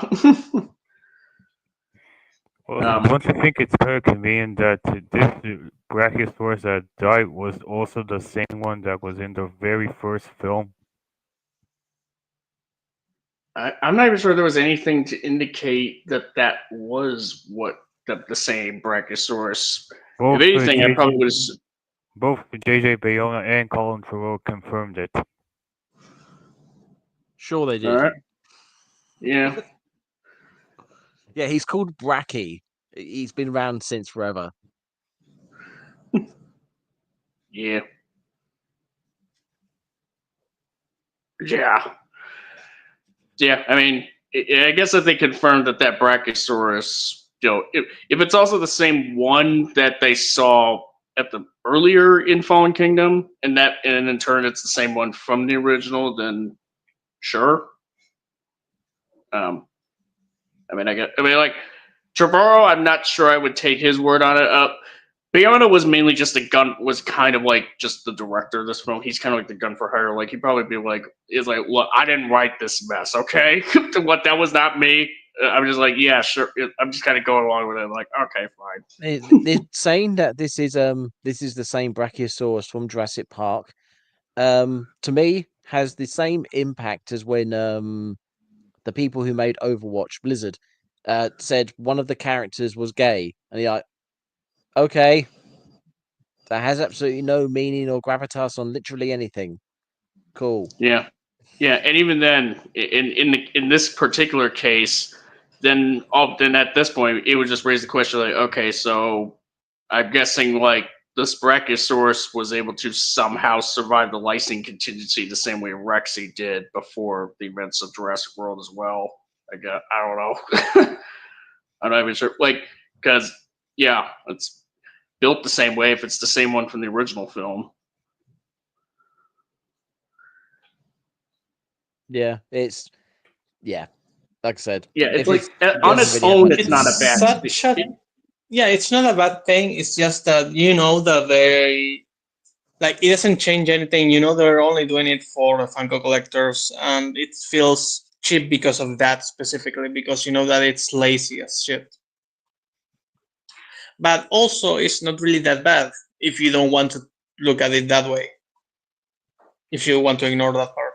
You could thematically say that the death of Brachiosaurus also means the death of the OG Jurassic Park. Like the spirit of the original is completely gone and dead and buried. Except Rexy, Not who's except for still alive. Rexy. Rexy's still alive though. Yeah, but Remember the pose, Brachiosaurus. guys? Remember the pose? Yeah, but the thing is, the Brachiosaurus, besides the Velociraptor that was in the opening scene, was the very first dinosaur that we saw in the first movie. So yeah, you could kind of say that for it to this park for Nubla to die, it ended with the very first dinosaur that we seen in the first movie. Lansing contingency doesn't work because the herbivores get it from the plants and then the carnivores get it from them. Isn't that the explanation? It's the explanation in the Lost World, but yeah, but the thing is, like, we're still talking about like a long gap of years where where these creatures would had to have survived all that time, to live to see Jurassic World be built on Nublar. Like, keep in mind, like, yeah, herbivores eat the plants, carnivores eat the herbivores, to get the lysine.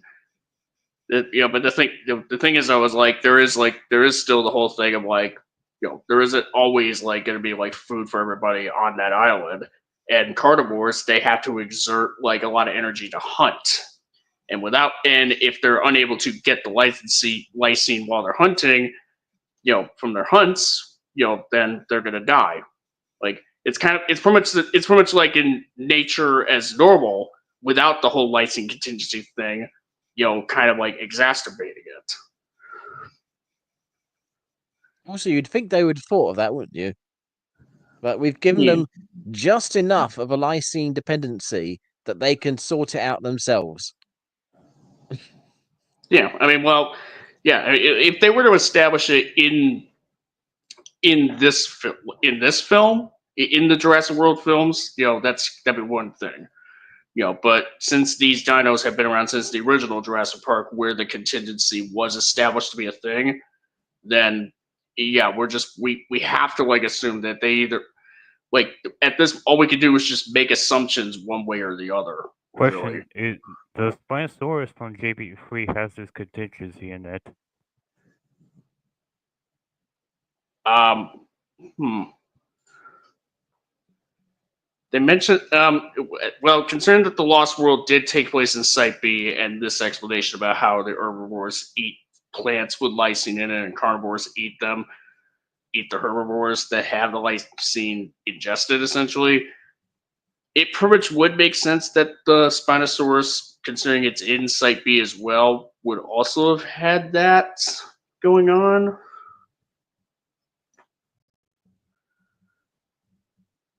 At this point, I'm It's like starting to think Wu is incompetent.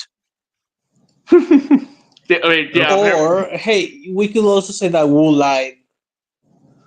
Could it also? I mean, they never say it in the movies, but since they made him basically Frankenstein, he could have lied. And it's like, oh yes, the lysine, yes, they cannot survive outside. No one will steal them and take them out of the island. That's literally impossible.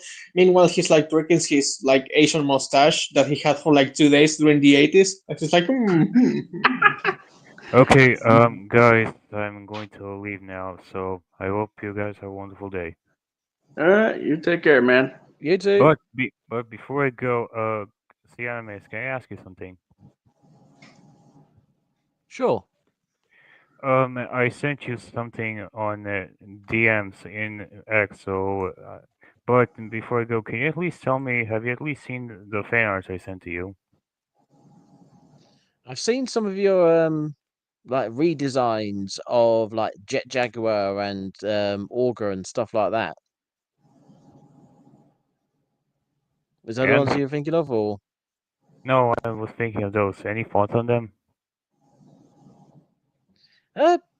Yeah, interesting, especially the Augur one, because the Augur one you made him quadruped, which I thought was an interesting redesign.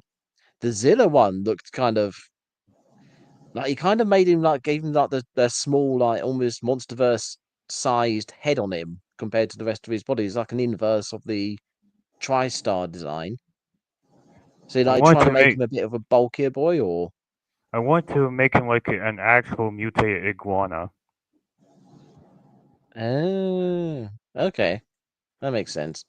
Any thoughts on how I did like Mega Godzilla or Space Godzilla? I don't remember seeing those. Maybe I didn't scroll up far enough. You did send me a lot of pictures. Oh yeah, I apologize. Sorry. Yeah, but yeah, I've you've got some interesting ideas going there. The only criticism I might have is that because a lot of your like where you've got your fur or your scales or your feathers, a lot of them have the same sort of spiky aesthetic. I guess the reason why I did is because I wanted to go with this graffiti punk rock aesthetic, if you will. Okay, so it's an artistic like choice. Yeah.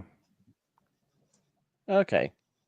But otherwise that would be my only criticism is that like when you got like Godzilla's spines and then the fur on Kong and like Jaguar's plates question mark but it will start to look a bit similar. But yeah, other than that, thank you guys for having me on this live stream, and see you on Dominion, aka the Joker Store Show and the Locust. Yay! Yeah. Yeah. Oh, Then, let's all watch the world burn. Ha ha ha. literally burn. I'm gonna set locusts on fire and just. Do you want to know how It's I not got about these eating the scars? locust. It's about sending a message. You want to know how I got these claws? We'll get to that one. That's gonna be a fun one. That's Why gonna be so serious? Yeah. It's easy. We killed the T-Rex. Or should we kill the Malcolm because he never actually tries to fight the T-Rex. It just gets like ganged up on, out of nowhere. Bye everyone. Later. Later, man. Take care. Yeah. But yeah, like the license thing is such a big plot hole, and the fact that they never even mention it makes it so that you could technically like make excuses for it. But with the Lost World is the only. The Lost World's the only sequel that pretty much accounts for it. All the others, like they just kind of, they just. It's almost like they just make. They just kind of assume the audience would just be like, "Yeah, don't worry about it." Yeah, and the fact that they never mention it again actually makes it so that you can make excuses. Like for example, what if Doctor Wu put lysine in literally every fucking plant of the island? You know, like behind everyone's back, so you know it wouldn't technically work. But like, they never say anything about it. So the idea of him just lying about it, say, "Oh yeah, I definitely put that in there." And he's sitting there going, haha, they shall never find out that I didn't because it's not like anything's going to happen on this island for all these dinosaurs to escape. Yeah, like that's realistic, honestly. Like if he's going to be the evil monster that they want to make him be all of a sudden, if they always wanted to retcon him, yeah, like I guess it could work. But also, like the fact that they never mention it makes it obvious that anything we say is a total excuse. Like we're just doing the writer's job, and we are not even getting paid. Yeah, I mean, yeah, it could be argued that Henry Wu is less cartoonishly villainous, in these first two films than the other cartoon villains that we get in this trilogy. But it's mainly, I guess it's just mainly because he's all like, look, you can't just request to have like these desired extreme traits without expecting them to have like extreme results, like with the Indominus or when he's talking with Mills about the Indoraptor being like, look, the Indoraptor needs needs like a mother or mother figure to be nurtured so that it can be raised properly and do what it needs to do. Because the one that we have right now is totally fucked. It only has daddy issues, like it's this Gen Z problem with these creatures. Like we need to get them a father, and that's it. Boom, fixed. I hate it's a villain trope of we are going to hire this person who knows what they're doing, and then completely disregard everything they say. Why did you hire them in the first place? What happened here? Yeah, exactly. And with Womb, they make it sound like they really want to make it seem like he is aware that he's going to be ignored, and he uses that as an excuse to be evil. That's how they kind of used him in the first two movies, at least. That's what I felt like. Oh, you're going to just like do whatever, and you're going to ignore me. Okay, so I'm going to have fun with it, right? And you're never going to find out. So like maybe that's it, but still, like even in this trilogy they fuck it up because it's incredibly inconsistent in each movie. So you have underestimated me for the last time. Oh yeah, and going back to Malcolm. Yeah, speaking of villains that are cartoonish, okay, so Vic says like, yeah, the reason why they betrayed them is to leave them for dead on the island with the exploding volcano, so that there isn't any evidence. Plus, it more is due to the circumstances of the events happening. They could just have them go along with it, take them and then when they get to mainland or wherever, take them somewhere private, shoot them, or better yet, while they're on the way back, kill them, throw their bodies overboard on the way during the boat trip. Like, I don't know. Yeah, that would be a lot more like, rather than just that is clean. That's a cleaner way to do it than what they decided to do here. They were just looking at the T-Rex and oh no, they got eaten. What a shame. They took Zia with them though? Isn't she a loose end? It's like, well, okay, after they fixed Blue up because Blue got shot, and Mills says that Blue is like the most valuable asset, on the trip. So yeah, they're gonna want her alive. They're gonna have them do their work, then kill them. The boat trip from Isla Nublar to California, Northern California. It's gonna take a bit of time, actually. So should be able to get it done anyway. This is a legal operation anyway. It's not like this on the books. It's not even a legal corporation. These are guys that deal in the black market. If someone asks, you just say, "Oh, well, like someone left a banana peel right next to the Tyrannosaurus cage, and they just fell on it. Like it was so fast, and then there was blood all over the place, and they died. Boom, easy." Like no one would ask anyway because no one will ever find someone that wasn't reparation. Yeah, it's like, okay. It says at that point they had what they needed, so there was no use for them. They could all they need is Z. They pretty much do need Zia, but it would be less suspicious to not betray them while they're still on the island, and then betray them all after they fix up Blue during the boat trip. This is the thing. It's like the way it happens in the film, they didn't betray them. It was just the whole Owen charged the guy with the gun, so the guy with the dart gun darted him to stop being beaten up by him. And then the girl picked up a gun and said, "Oh, if you try and kill me, and the dinosaur won't live." And you're just like, why would they kill you? They haven't suggested that at all. This is the same thing that they did in GBK, where it's like, "Oh no, you can't do this. This is civil. It's literally our objective. That's why we came to Hollow Earth." Same thing. Yeah. Oh yeah, yeah. You can't just take resources out of the ground. That's literally what we've been doing for generations, mate. Isn't that why we're here? We're trying to figure out how to defeat Godzilla. Like that's why we're here, is it? You know why we destroyed a bunch of military boats trying to move this fucking monkey through water? Yeah, thousands of people died just so we can get this. Okay. GXK has confirmed that Andrews is fucking stupid and contradictory. Yeah. She Yeah. shouldn't be racing. Shut up and Yeah. let Godzilla be. Oh, stop. Hey, these people died. Be sorry for them. Oh, but when it's Yeah. Italian people don't matter. Shut the fuck up. Let Godzilla do its thing. Yeah, Italian Not people are true. white. Who cares about white people? We're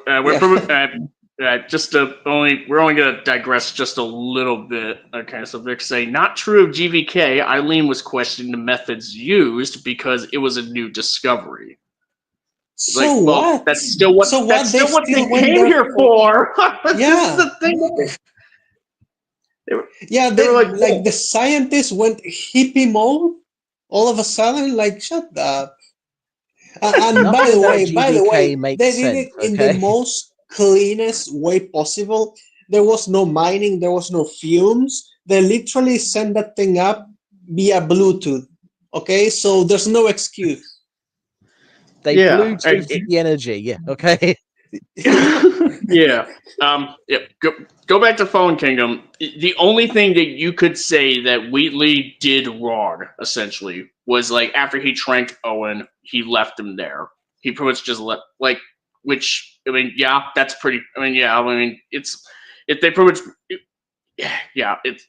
Unfortunately, that they want to fast track us into thinking that they're supposed to be bad guy, that they're the bad guys. Like they're just like, oh, look at this, they're gonna leave Chris Pratt behind, to get killed by a dinosaur, get killed by the volcano after he's tranked, so he's a bad guy.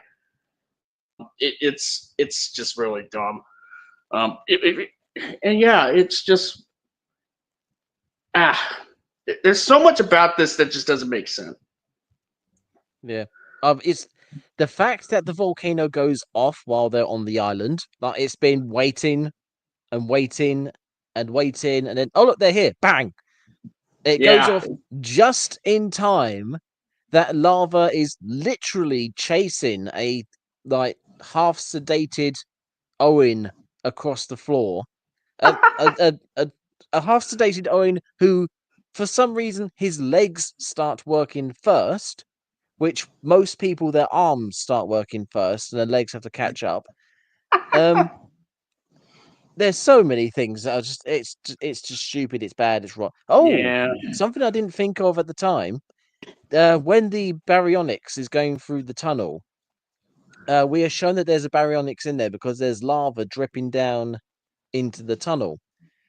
But then we're shown that that tunnel is very far underground, under a lot of concrete and earth.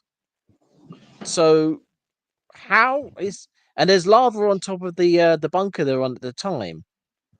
So somehow there's lava dripping into that tunnel through a lot of material that isn't dripping through a very even smaller amount of material right above their heads. I don't know how that works. It's a very small thing and doesn't really matter in the grand scheme of things, but it's just one of those things of they put that in there purely for the visuals and just said fuck it to the reality. They left Owen for dead, which they had no reason to. They locked Claire and Franklin in the facility, and not just leaving them behind by accident. Well, how did they lock it though? Did they have another tech person? I thought that's just why Franklin is there, because he's the tech guy.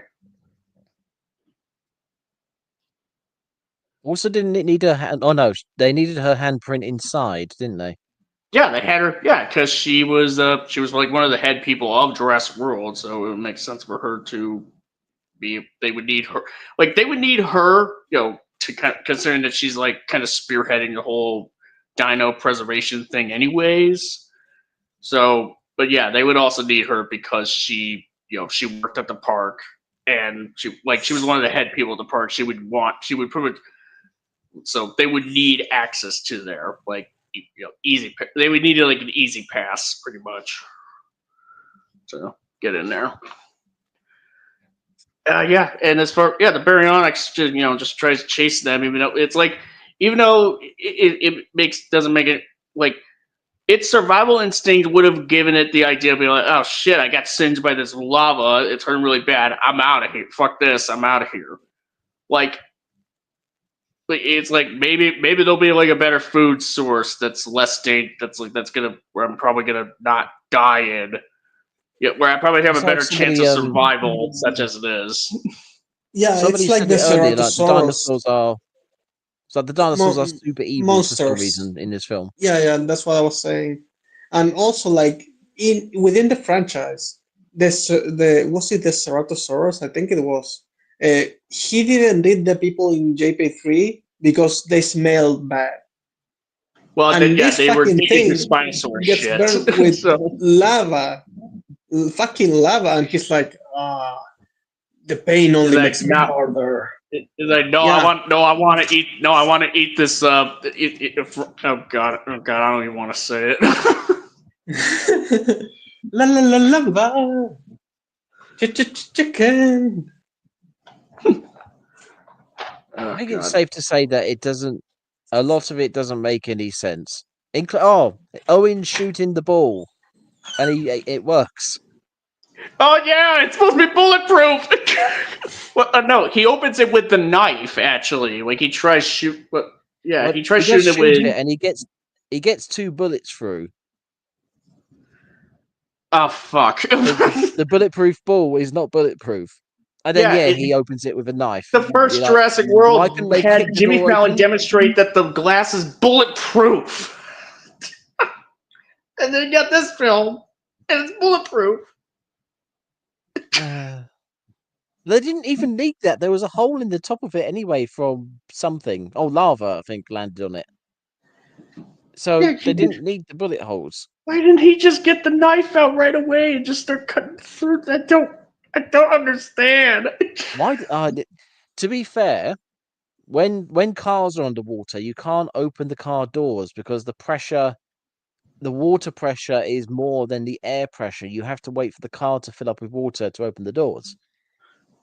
But then, in which case, there was a hole in the top of the ball for water to get in. So they didn't need to have him shoot the ball to get water in. Yeah, exactly. Like they didn't even shoot the thing. They added something in that just made it worse. Yeah, I mean, or even better, he could just like.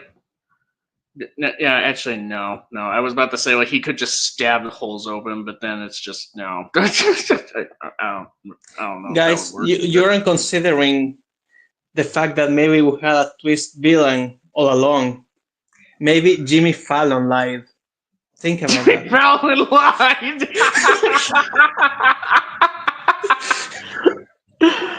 Oh, what a twist! It was me, Owen. I jerked you off at super speed. I only told you that the thing was bulletproof. Didn't mean it. Oh god, that would have been hilarious. That would have been. Yes, it stops bullets. Nerf bullets. Oh yeah, the glass that I just showed as a demonstration. No, that was for a different. That's a different kind of glass, actually. That wasn't for the gyrosphere. Oh God. It actually would make sense as a plan. It actually would make sense as a plan when you think about it, because no one's gonna. Because like if at like the dinosaur theme park, there isn't really gonna be anybody that's gonna shoot like the gyrospheres with bullets. then you have the velociraptors with a gun. They learn to use guns. Yeah, you got like a. Speaking of which, so I was talking earlier about how they created the Indoraptor, and they talked about how the fact that they got it from the Indominus Rex, and they tweaked the DNA, did something to it to make it better, or it's the new improved version, blah blah blah blah. And just to reiterate the fact that they took out the invisibility and they took out its ability to talk to raptors, which would have been very handy in this film, I think. Yeah, you'd think that if you made it even more raptor-like, you would have kept those traits. Yeah. That would have sucked for Owen and company if the Indoraptors started talking to Blue. Actually, Blue would probably figure it out. Just be like, "Nah, I ain't falling for that shit." I imagine if the dinosaurs have subtitles and Blue was speaking in English and the Indoraptor is like, "Guten Tag." Du hast. Honestly, Wasn't that I could see the Indoraptor speaking in Spanish. Buenos días, Wasn't that señor. in ¿Quiere Dr. un Dolittle? taco? I was in Dr. Dolittle. Oh, the Indoraptor is Yeah. even more antisocial than the Indominus. Is it though? I mean, They say that. it's not like we see it in the movie. It could be true. It could be not. Like, who cares? Like, there's no time to actually show it. Like, the entire first movie was about the Indominus being so antisocial that, well, what happened. It ate its sibling. And this movie only has seen. It ate its sibling, exactly. and it was isolated in an area where they feed it through a crane, like how with food on it, like similarly to how the raptors were fed in the original Jurassic Park. Which is a good, by the way, I didn't notice it on last stream. That's a nice callback for why the raptors in GAP1 were so fucked. They technically explain here, if you raise them like that, they're going to end up being like that. And I think that the thing is, since the first movie had the focus on that specifically, this one doesn't seem it doesn't seem special at all, because it only comes up in the third act. So even if it was more antisocial and more dangerous or whatever, we don't have anything to see that. The most you could say is that the Indoraptor. The most you could say about why the Indoraptor would arguably be even less social than the Indominus is because of the fact that he was tortured a lot more than the Indominus. Because considering that we see guys tasing the Indoraptor when they show it at the auction, where it's just when they didn't even do it with any of the other dinos really. So it's just kind of it's especially this one, but even then it's this thing is a descendant, arguably, of the Indominus. So you're gonna want to make sure that this thing doesn't is not gonna act up or something. But even then, I don't know. It's kind of on the one hand, dot, but on the other hand, dot. It's a little. Yeah, exactly. I'm not saying that Vic is wrong or anything. It's just it might as well not even be true because there's no effect on the story because of that. Well, yeah. As Vic's saying, isn't the whole point why they need Blue's DNA to remake the Indoraptor to be more sociable and controlled? Yes. I mean, that is why they needed Blue. But that is true. So there's some details that the film isn't the film doesn't outright. I mean, aside from Wu saying that outright stating it, that the thing is just kind of how the Indoraptor's just kind of been raised rather poorly, to say the least. That would kind of explain why they need Blue, so that the next iteration of the Indoraptor would be more well handled, pretty much more well executed as a result. I still think, besides the fact that we already had established that they wanted to put manatee blood on a human, basically, on the same level, still, this is one more of those things where it doesn't make any sense. That, if we inject a little bit of blood, suddenly it will be nicer, next time. But not even that. It's kind of more if we just gave it a more nurturing figure or something like that, I'm not sure. Yeah, we don't really get that much detail in the Indoraptor's backstory, and Lance Nowalki, I don't know if I pronounced that last part right. The Indoraptor barely affects the plot. It could be taken out entirely, and barely anything would change. Yeah. I mean, when you think about it, what you're gonna figure out is how are you gonna affect the third act, or really the entire second half of the movie? Actually, And even then, I think it could be replaced by something like, I don't know, maybe a T-Rex or Carnotaurus gets loose. No, it could be replaced with an Atrociraptor from the next movie. Like, it didn't even need to be a genetically, like, hybrid thing, apparently. Yeah, it could just be like another smaller dino, like terrorizing like the mansion. Like you could still have the haunted house looking thing going on of a monster chasing people around the house. You know, like it's that was so stupid though. like oh well, yeah. I mean, yeah. It's like, can I just point out? When he's chasing them through the museum bit, he literally just walks through metal bars like they're made of cheese, just like well, sometimes he gets stopped by them, but then miraculously just rips them apart, and then other times just walks straight through them. But then when the girl is reenacting the kitchen scene from Jurassic Park with the oh god, I hated that bit. waiter thing, the little wooden door, he slams full body into the little wooden door, and it holds. Yeah, Yeah, yeah. you just walk through steel bars. How? Yeah, but as I said, it's Resident Evil logic, literally. Oh god, yeah. I mean, yeah, like like, is it possible for that little hatch thing that Maisie was trying to go through to be to get jammed when it's inconvenient? May possibly, but the issue is that it is so obvious what you're calling back to. Like when here's the thing, in the original Jurassic Park, when Lex was doing that in there, she was trying to distract one of the raptors because the raptor was like looking at her reflection. You know, like she's trying to trick it. Like it's not that she can't close it all the way; she's trying to fake it.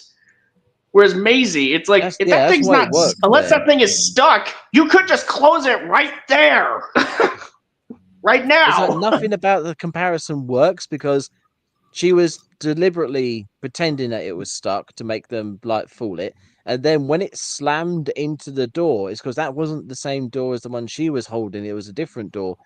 So then, when the Indoraptor does it in this, when the door gets stuck in this film, one, it shouldn't, and two, when he slams into it, he should just go straight through it, but he doesn't because they want to reenact the thing from the first film, which wasn't the same circumstances. Or imagine if it would have made more sense if she like shuts it, and then starts pulling it up, and then the Indoraptor like tries to, and the Indoraptor does smash through it, just to be consistent with the fact he could smash through steel and glass and all that. And then he has to be like, I'm gonna get you. I know where you're going. All right, I'll get you one way or another. You can have the massively inconsistent thing of when he's chasing her, he's very visually trying to eat her, trying to kill her straight away. But then when she's trapped in her, well, quote unquote trapped, when she traps herself in her bed, he very slowly creeps up on her and very slowly reaches out for her. Like, a minute ago, you were literally like chomping at the bit to kill her. Now you're like going all Nosferatu. Why? Yeah, like if there was like any like point for him to do that, if it was like consistent throughout the film, then that'd be one thing. But it's like earlier we saw him like actively trying to get her like super fat like quickly. Why was the Indoraptor so interested in Maisie anyways? That's a excellent question. Like they only met like one time, and it was like for like 5 seconds. Like she turned around, she saw a hand, like the hand just his hand flicks her hair. She turns around, sees him. He does a little screech, and he goes re, and then she goes re, and then she ran off. Like what? It's like one of those things of they tried to make a connection between her and the dinosaurs because they're both like genetically engineered creatures. They're alive like me. Oh god! But that doesn't make any like sense when it comes to the Indoraptor because unless he can smell the DNA engineering on her, I don't think that works. Yeah, that's not how this works. That's not how genetic engineering works, or that's not how the Force works. Oh god, more comparisons. Oh God. Can never get away. Oh shit! Completely unrelated. Titanic Creations dropped their Titanicus, and it looks fucking amazing. But also, baby. I was also going to say, like, I joked saying that he smelled the cloned DNA as a joke, but it wasn't really a joke because I do think that they were trying to do that. Maybe kind of like when in Jaws 3 they say, "Now it's personal. This shark is following your family." You okay, mean yeah, Jaws that one. 4. Yeah, 3D is just at a theme park. Yeah. Just to call back to the baryonic scene, the building has openings high on the roof for the lava to seep through. Oh, yeah. Okay. I'm just reading Vic's comment here. He's saying, like, calling back to the baryonic scene, the building has openings high on the roof for the lava to seep through.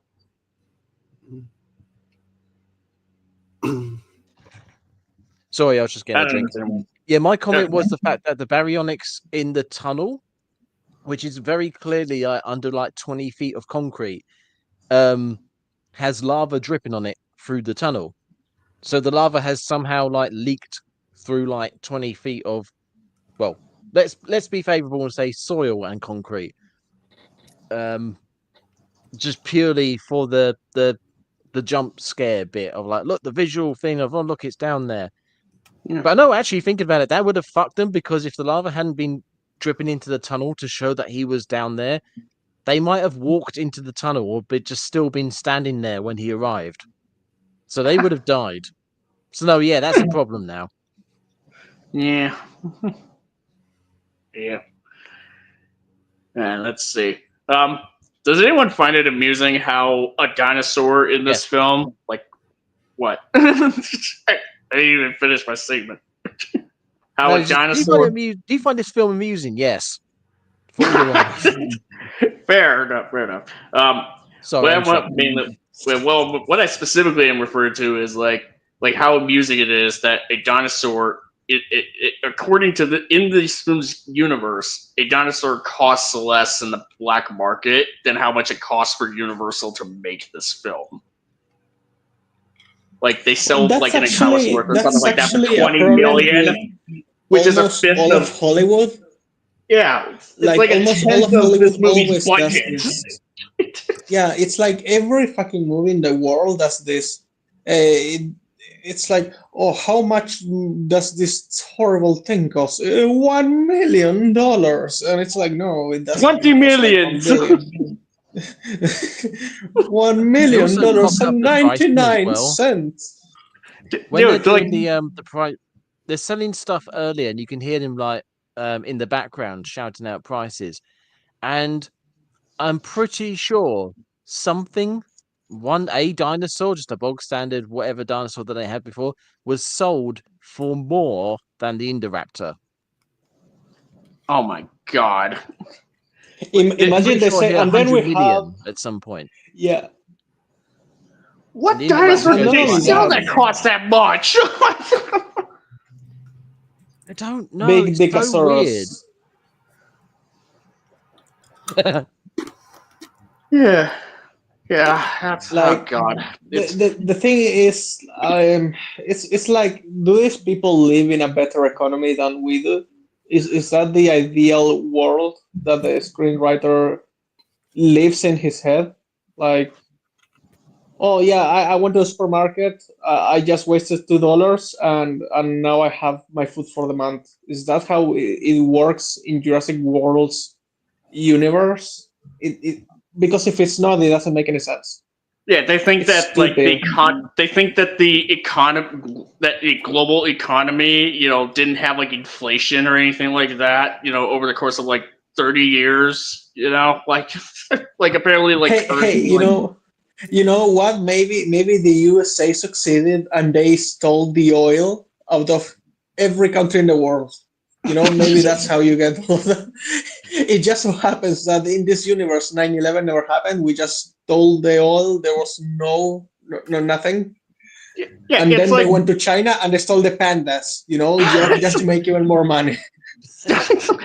you think that these dinosaurs, like we're not talking about like something like an endangered species like a tiger or a lion or elephants or anything like that. We're talking about dinosaurs brought It's not back collectible. from extinction, built from Yeah. 65 or more millions of years ago, that it brought back through the miracles of modern genetics, only being sold for like 50 million a pop. When it's like, and you could literally say this is number 4 of 10. Like you could even number them with how little of these things there should be at this point. So yeah, exactly. they should be the most expensive thing on the planet. And basically. not only that, but these things are like rare because they just got taken off of Nublar. That just got destroyed. Everything else is dead on there. Like they should be even more valuable. These things should be worth billions of dollars. Yeah, like the only thing that I can imagine that should be more expensive is like a space shuttle. Like that should be more expensive than a dinosaur. Nothing else in this universe. I swear, this speaks even more volumes about how stupid like the villains are in this film. Like Eli Mills and the Trump allegory that he talks to Armand Zola from the Captain America movies. Where it's like they may as well have just like, I swear it would not be. I would totally buy it if they suddenly just turned to camera and said, "Why make millions when we could make millions?" It's like Dr. Evil shit. Like what? Imagine this. Why make millions where we could make hundreds? It's like, guys, Austin Powers made fun of this 20 years ago. Like, come on, adjust the prices a little bit. I'm pretty sure. I imagine that there will be like, continue. I'm pretty sure that I'd have to watch it again to make sure. But when oh god, the guy with the glasses who ends up getting eaten by Rexy at the end, he says to the Donald Trump allegory, "I'm pretty sure we can make 4 million per dinosaur." What? Really? 4 million? 4 million? Are you fucking insane? Are you insane? 4 million per dinosaur. That's I imagine, like at that point, there's probably one dinosaur that are like, and that one we call it Larry. Like we don't know what it is, and you have like this horrible, ugly thing. Who wants it? And no one says anything. Come on, guys, I'll pay you to take it. Yeah, no wonder why his relations with the Trump allegory are somewhat tumultuous. At that point, because he's like saying like. Because he's saying like they could make 4 million. It's like, guys, it's like, dude, that price point, like I'm pretty like there are Blumhouse movies made by Blumhouse that cost more than that. Like Jesus, like why?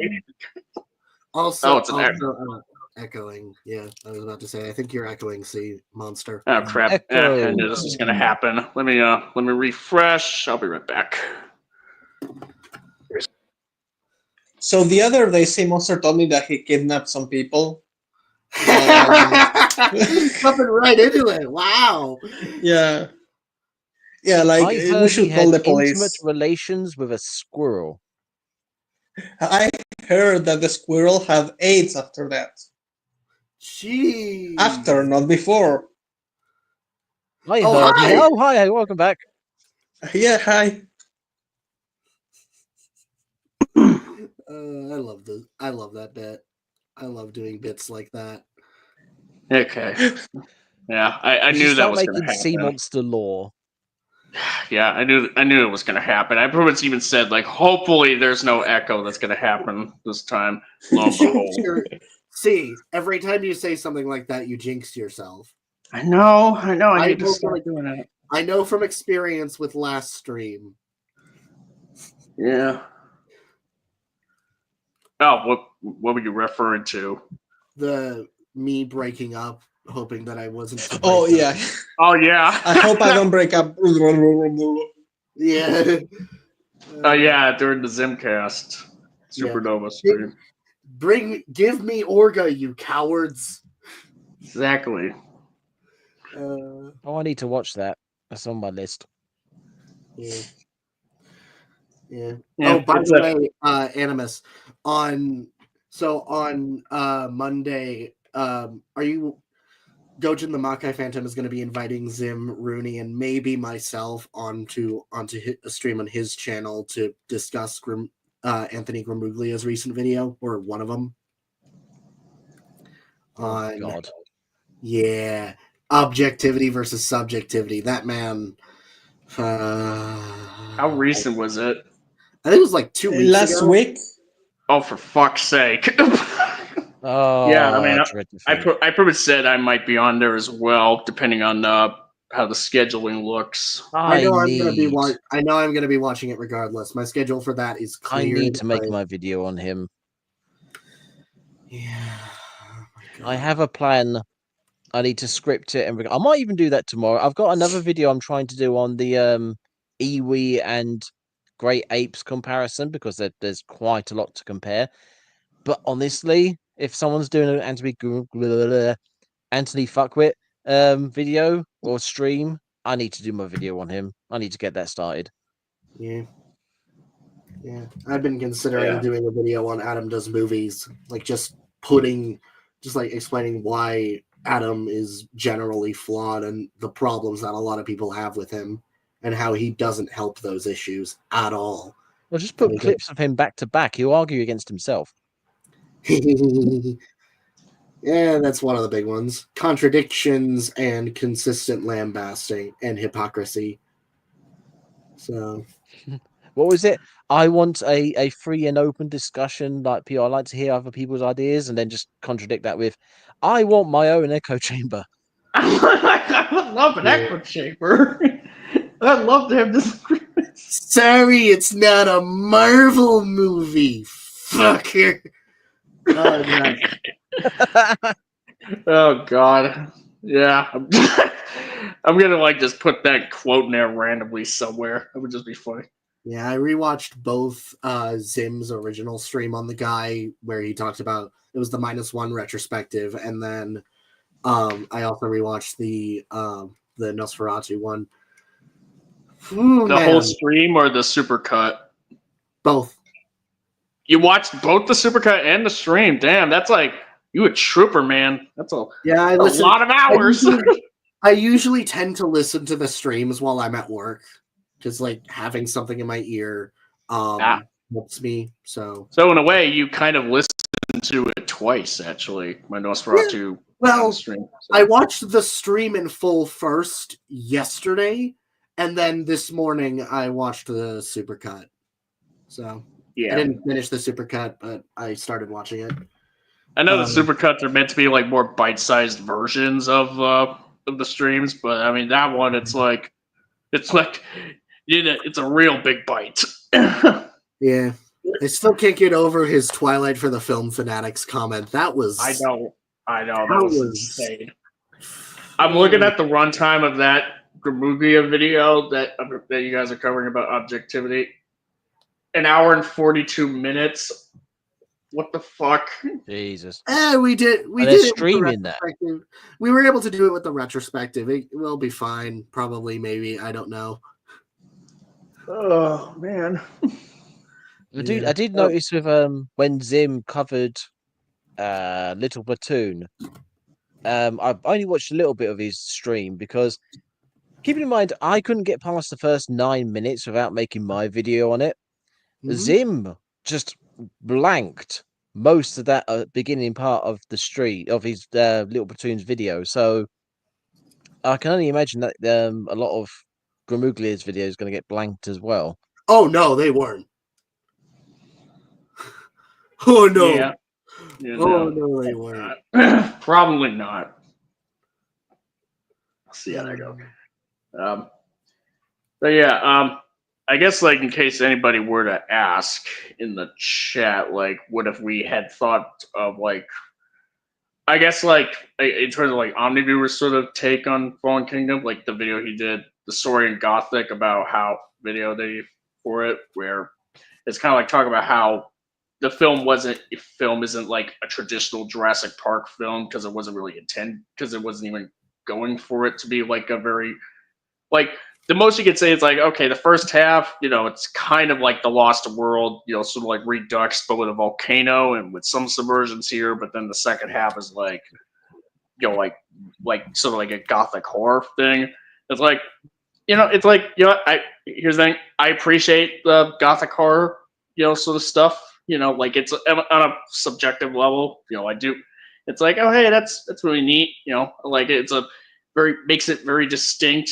It's just kind of, as far as the other shoe goes, like how we got there, it really needs work. Really, really needs work. Yeah. The problem is it suffers from all sorts of like film issues, from just making sense to character motivations to the incredibly thick plot armor on some of these people. Like the Indoraptor is above the three characters? I think it's three characters. Owen, Claire, and the girl, Maisie. He's above them. He's alerted to them. There's enough time for Owen to shout "run" for them to get up and then start running before the Indoraptor even attempts to get them, and then somehow they outrun him. It's like, no. Yeah, especially considering that especially when he kills like some of those henchmen that were holding them at gunpoint, during that standoff sequence, like how quickly he gets those two. It's like Owen, Claire, and Maisie should all be dead at that point. Mm-hmm. They should be dead because this thing is fast. That's what I mean. The plot armor is thick. Thick.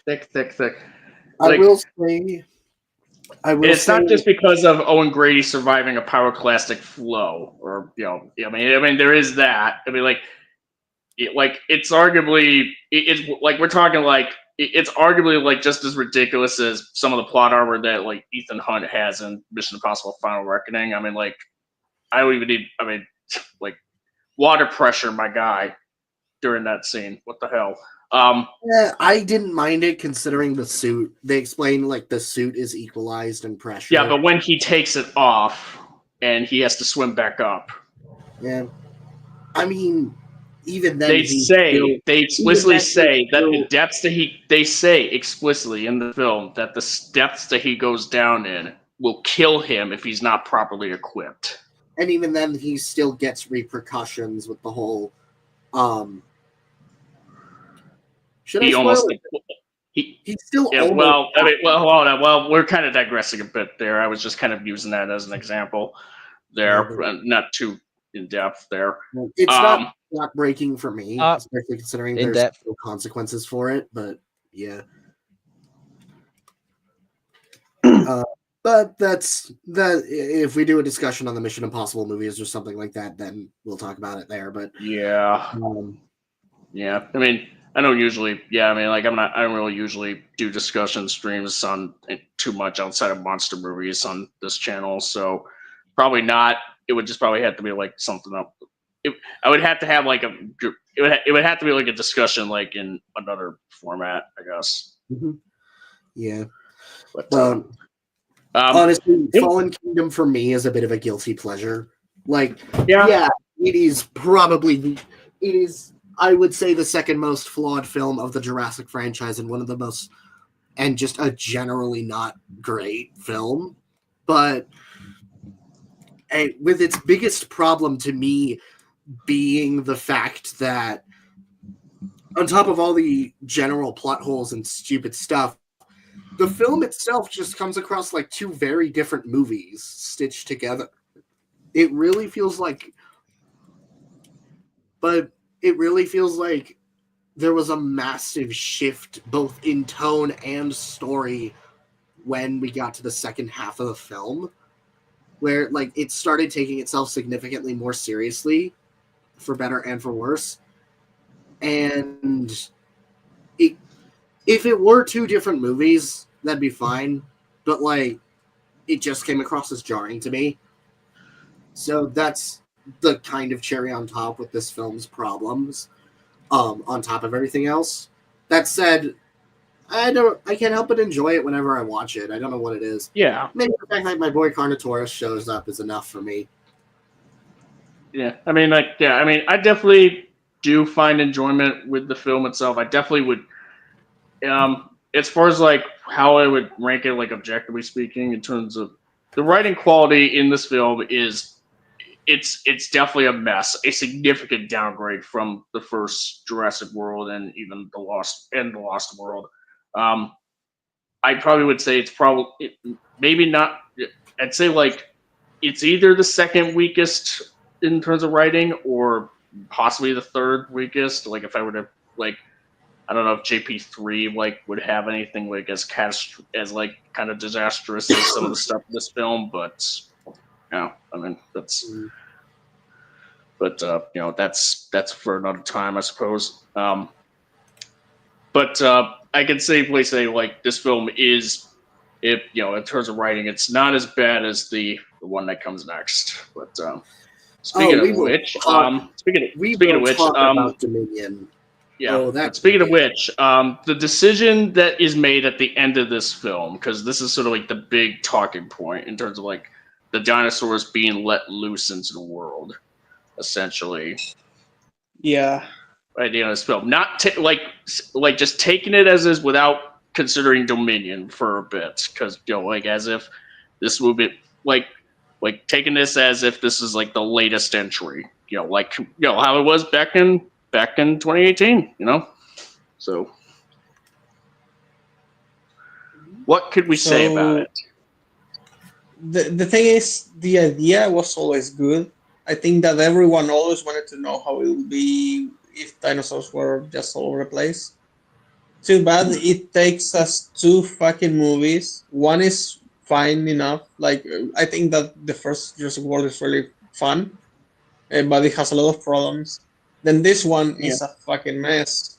So I don't feel like it's worth it. And also the way in which they do it is fucking stupid.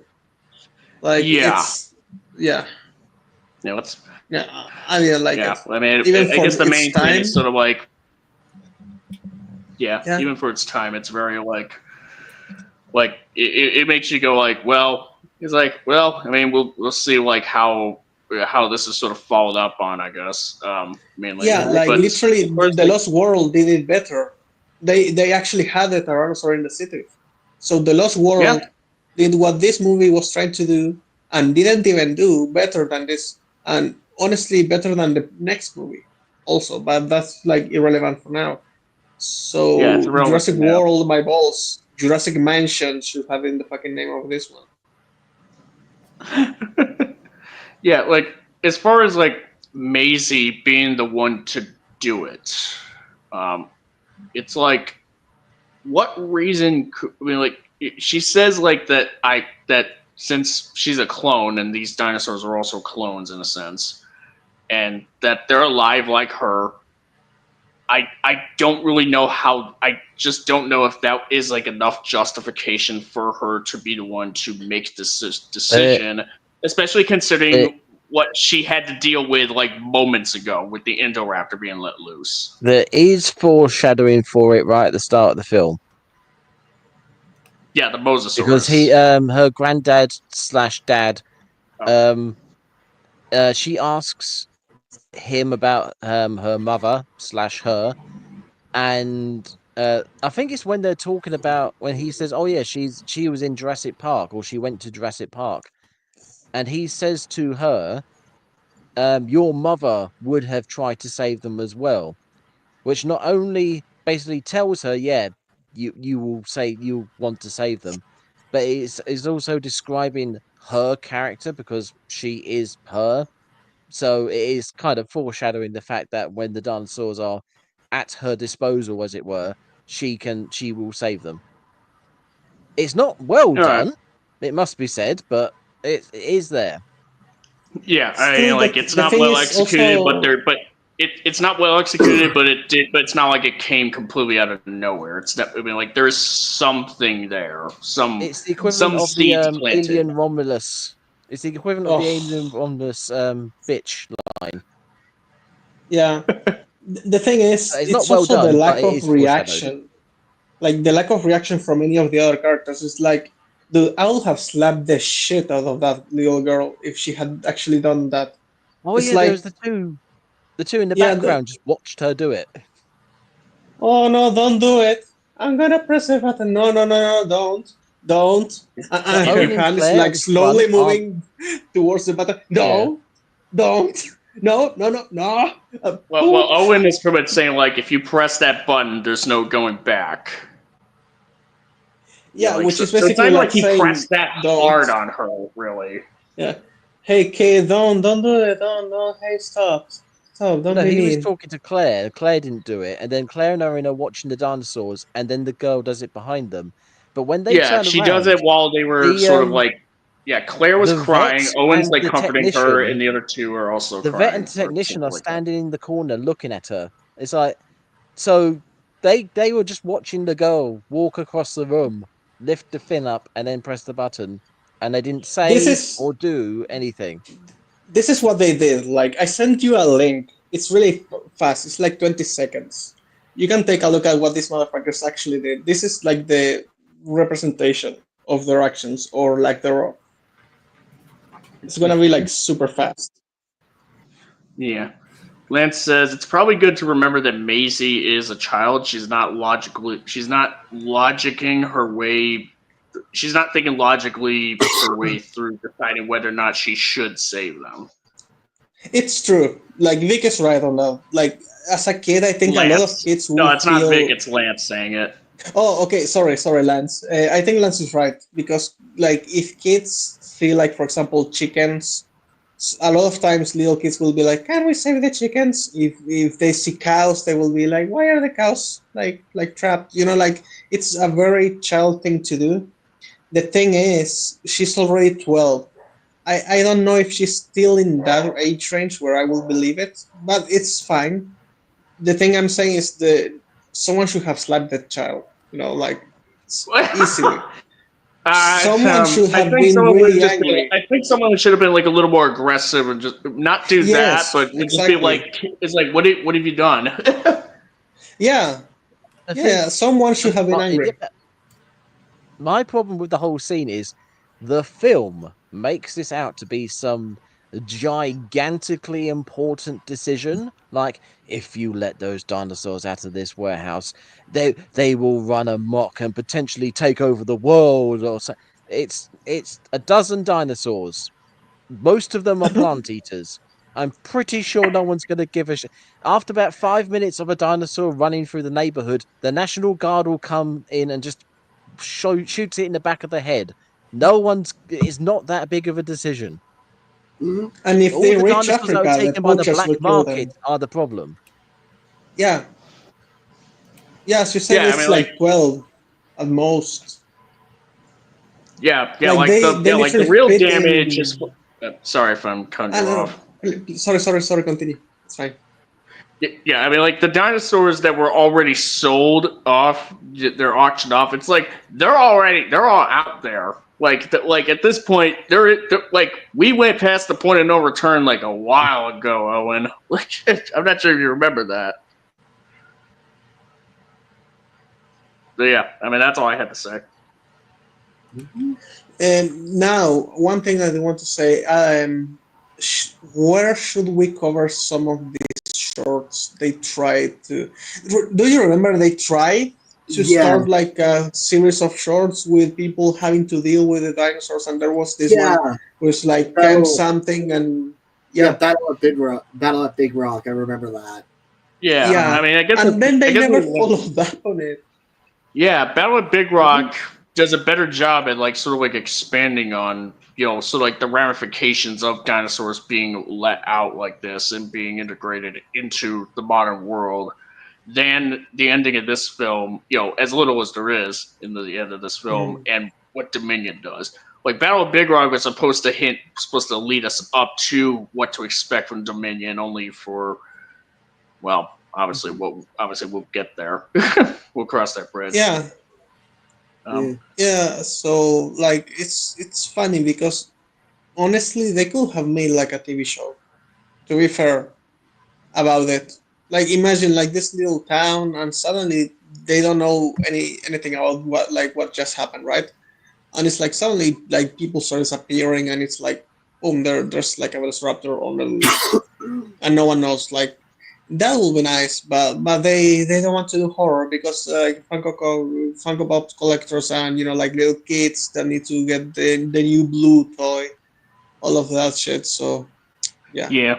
Yeah. I mean, like the most you could say about Fallen Kingdom, like the ending, without bringing Dominion into it or anything like that, because as I'm not sure. Here, let me highlight this comment here. I'd say that the thing that is writing-wise wrong with Maze's decision is how Dominion handles it and frames it, or rather does not handle it and does not frame it. Yeah, I mean, that is kind of...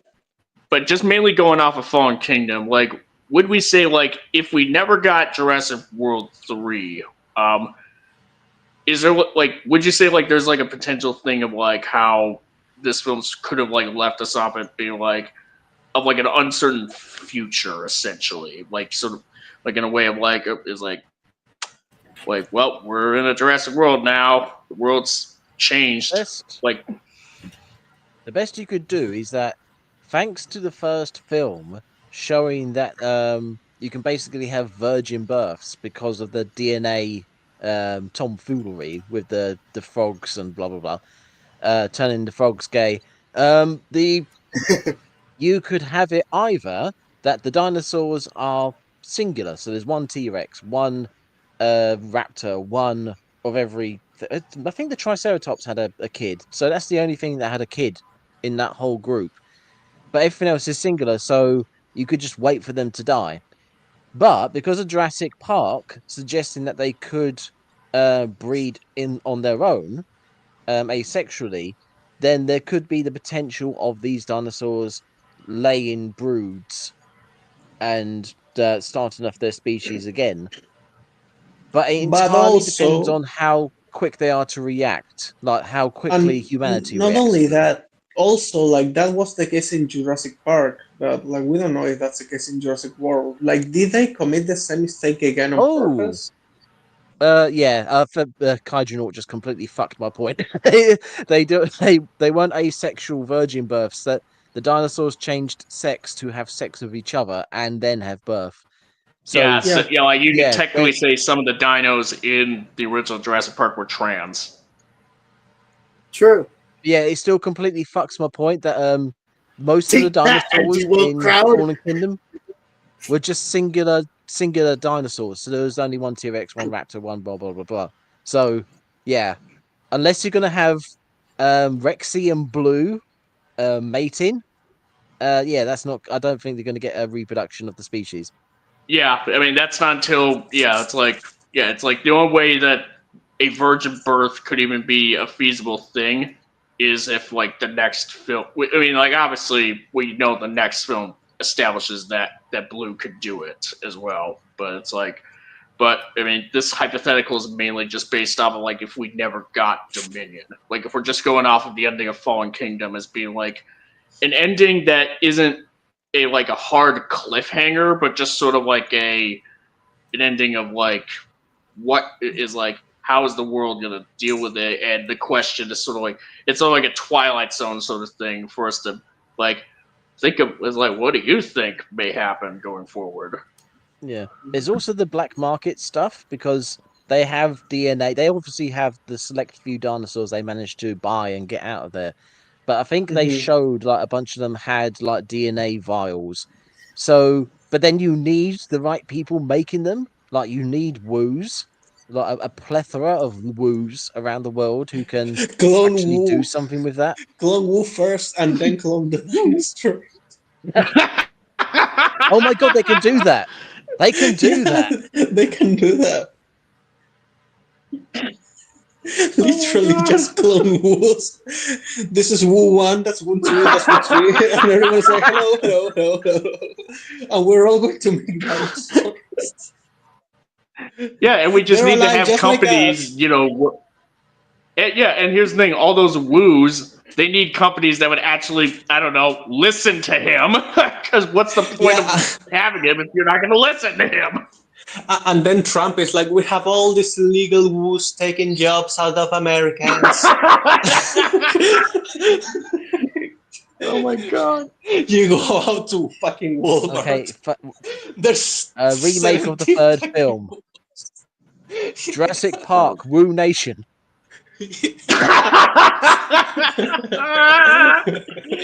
Oh my god!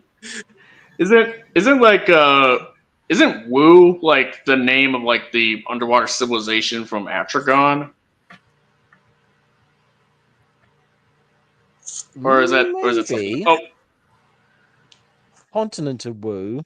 I'm not sure. Lemuria. Let me find out.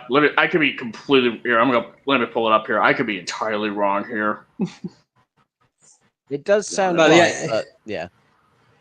I think it was. Let me find out here. I think the continent of Woo might be a conspiracy theory. Yeah. But anyway, imagine going to fucking McDonald's and the guy giving you the fries says, "Have a wonderful day," and it's fucking woo. Oh my god! No. Oh no, it's not Woo. It's Moo. M-U. Mew. Moo. Oh yeah, I just googled that as well. So that's a conspiracy theory. Okay, never mind. Yep, I'm full of shit. Never mind. I've just had the horrible vision of being John Malkovich, but being Woo. Oh god, I just had the joke in my head. You go to a chocolate factory and it's all tiny woos. I'm just hearing the term woo, and my first thought is Lego Ninjago. Yeah, the Woo I keep coming back to Lego Ninjago. Help! Woompa, doompa, dee. If you are wise, you'd listen to me. No, they didn't. That's the problem. Perfect. You have Mickey 17, and Mickey 17 is just Woo 17. No. The cinematic universe. I just realized, looking it up, the continent of Moo, it starts with an M, but when I thought it was Woo, it's like I'm switching the M to W for Wombo.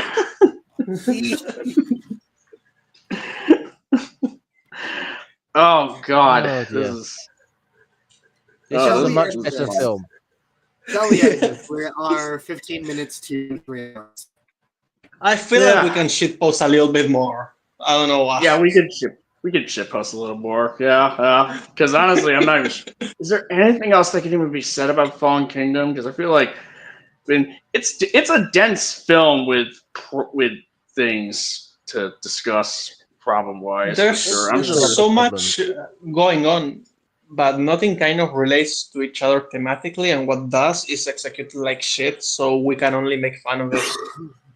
Yeah, there's some things we can make fun of, some things that we could, some things like, why would this character?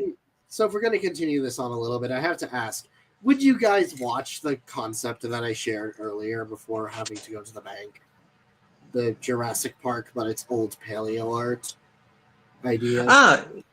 I saw that picture. I think it's really well done. If you made that, I think that will basically be like an abomination. You're trying to make them look like how people thought of dinosaurs in the 30s, or even sooner, like in the 1890s, 1890s, or something like that. That's when people thought that they were like slurposaurus. Yeah, I think it will be more disturbing to have a slurposaurus than to have an actual dinosaur, because honestly, it's like slow, it's so like fat, it's probably really wet. It eats you so slowly because it doesn't have that many teeth. Yeah. Honestly, I'd like to see someone get a shot, like a proper story with that, because which goes where, what dinosaurs do you swap out and what dinosaurs do you keep? I think that's an interesting discussion. Granted, I would say sticking with 1854 kind of limits your options, but 1880 or something, I think you'd be far better because then you'd have access to things like T-Rex or Stegosaurus and things like that.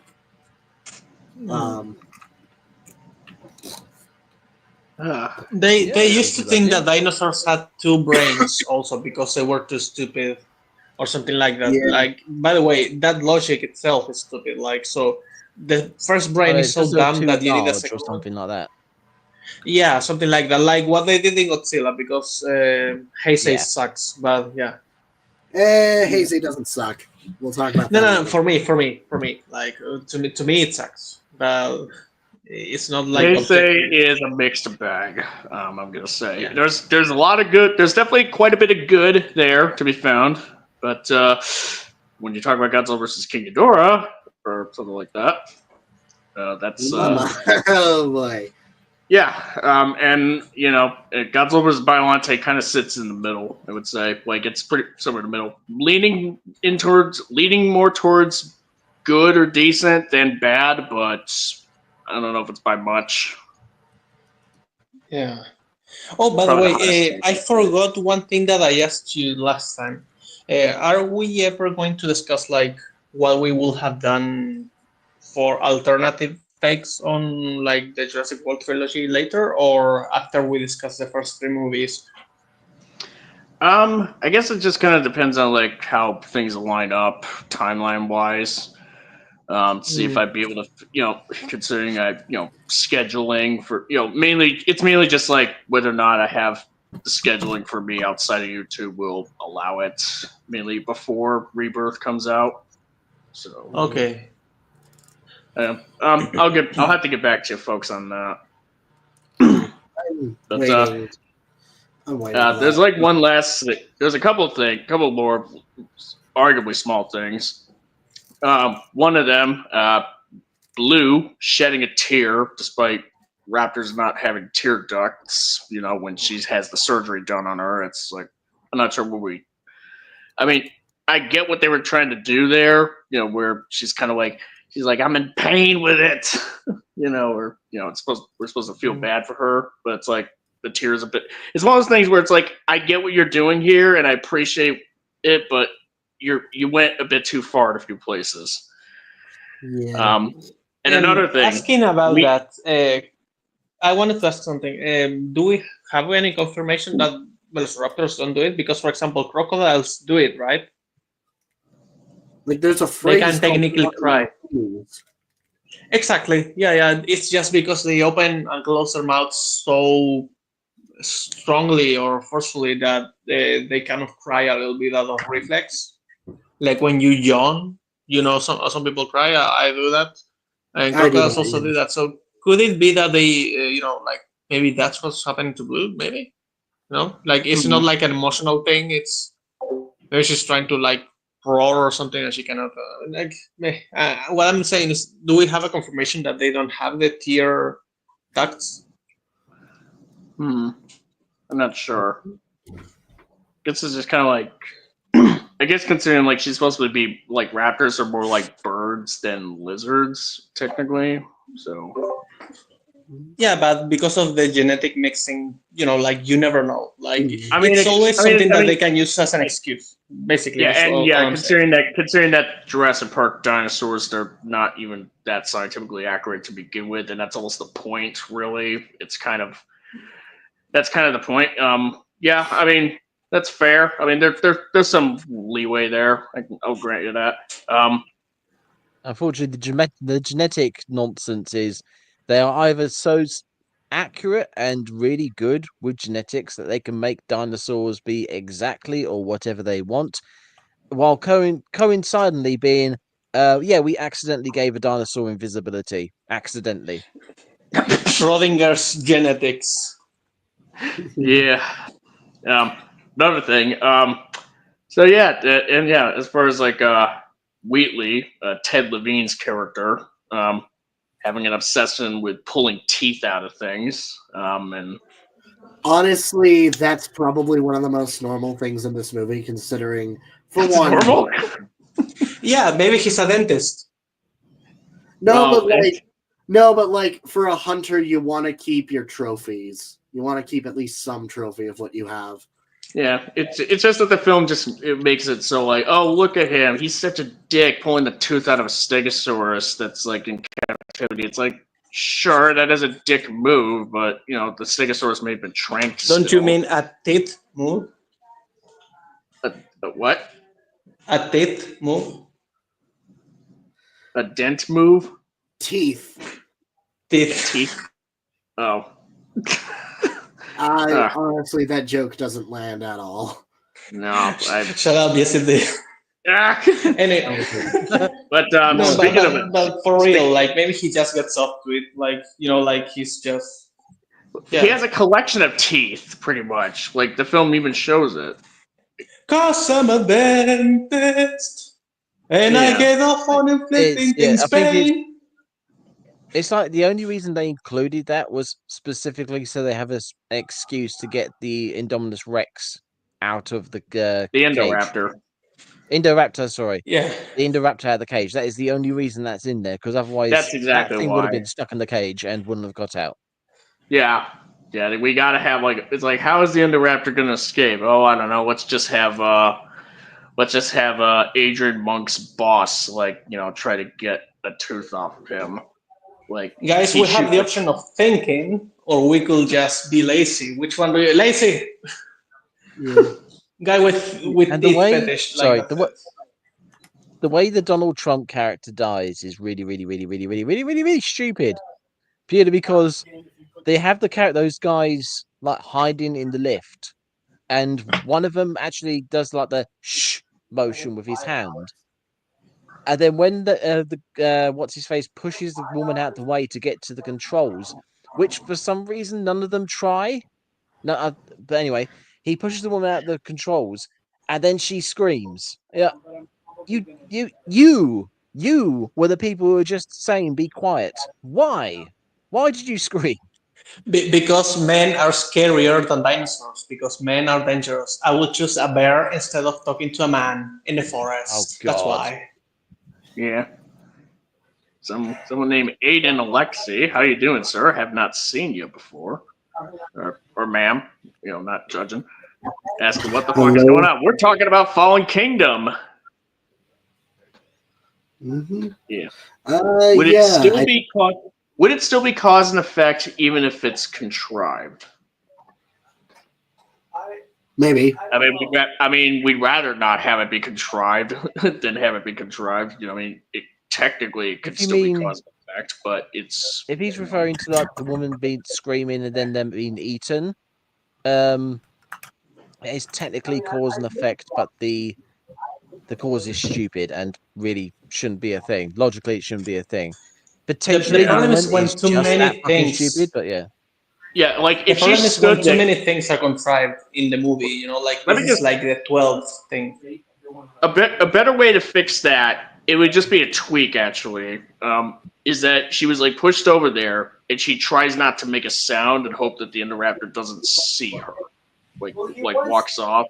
You don't have to have her scream in order for the Indoraptor to eventually notice her.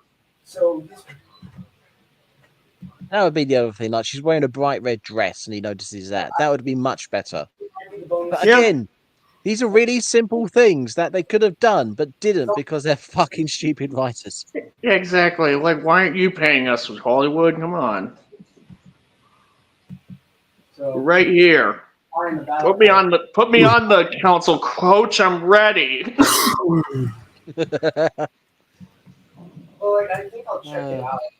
I mean, remember the whole I'm actually going to put this in my video about the Iwi and the great apes. Do you remember we had the discussion about the apes being drunks? I'm trying to recall what stream that was.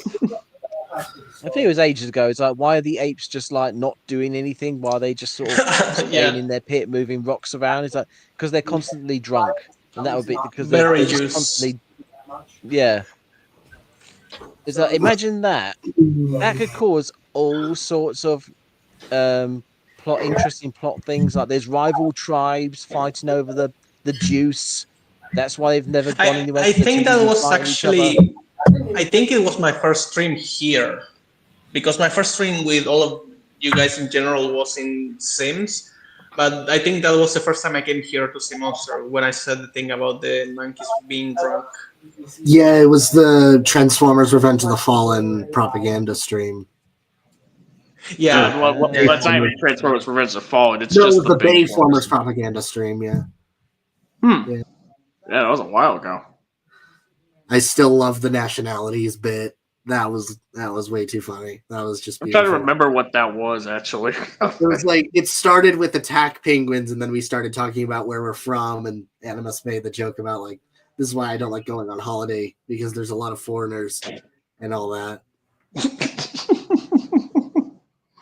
Oh god. Oh man. Need to rewatch that. Yeah. Everyone watching this stream, go watch that stream. Go check. Subscribe to Sea Monster. Yes. That too. We need 4 people. We're almost there. Oh my god. Contrabar was a hack. Here, I'll just highlight Contrabar was a hack. Wasn't he supposed to direct The Rise of Skywalker before they brought J.J. Abrams back? Yes, he was supposed to direct that. He was. You know what? Yeah. Honestly, I got. Honestly, it couldn't be worse than what we actually did get. It probably would have been better than what we've got. Let's be real here. Yes. Oh my goodness. I mean, if it was supposedly what that initial script was supposed to be before they went with J.J. Abrams and the actual episode 9 that we got, it would have to have been better. What was the original script? The most I know about it is that like Jeremy Johns did like I think it was like an April Fool's Twilight Zone-esque sort of video where it's like he just like did like sort of like a pretend video where he was like reviewing like he was doing like a bit where he was like checking like an alternate dimension version of himself where in that alternate world like we got like the episode 9 that Trevorrow made instead of Rise of Skywalker. And supposedly those were details in that script is out there. Could you send me that video? Like, yeah, I can do that. Yeah, let me just I'll send you that in a bit. It's probably gonna take me a bit though. Actually, there's probably a bunch of videos talking about the OG script, kind of like with Alien 3 original script. You know, like maybe it's like a huge thing, like with Alien 3 or Godzilla. Yeah. Like let's just say like if the original version of episode 9 was anything like that, it would have to have been better than the Rise of Skywalker version. Oh, definitely. For one thing, they don't bring Palpatine back, so that's good. That's a start. Oh, good. So you don't completely obliterate Darth Vader's arc. We're already at a good starting point at least. So did you see the quote-unquote trailer for Kung Fury 2? No. Oh, I need to. I really liked it when I was little, but it's been more than 10 years. It's brilliant. Watch it. But the reason I bring it up is because there's a point in it where they kill Hitler, and then just in the middle of the trailer, like, somehow Hitler came back.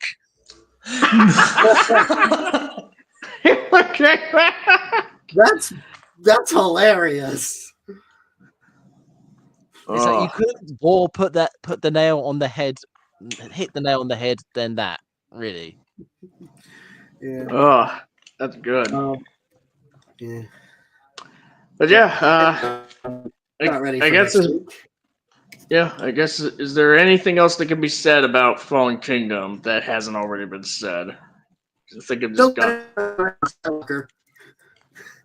It's bad. It's bad. It's really, really bad. Yeah, not great. Not a great movie. No. Not a great movie. I enjoy it, but though not the worst of the trilogy. We're gonna not the worst of the trilogy. We'll get there. Oh yeah, that's next week. Yeah. So I'm not ready for the movie release next week though. How to Train Your Dragon's coming out. A lot of people are saying it's good. How much of that is the genuine? live action one? Yeah. How much of that is actually genuine or nostalgia bait? Because people said the same thing about Lilo and Stitch, and Lilo and Stitch completely obliterated the point of the original film. So wonderful. So I would always say that the first wave of people that go watch it, it's not actually fans, it's movie fans, because fans, it's the movie thing.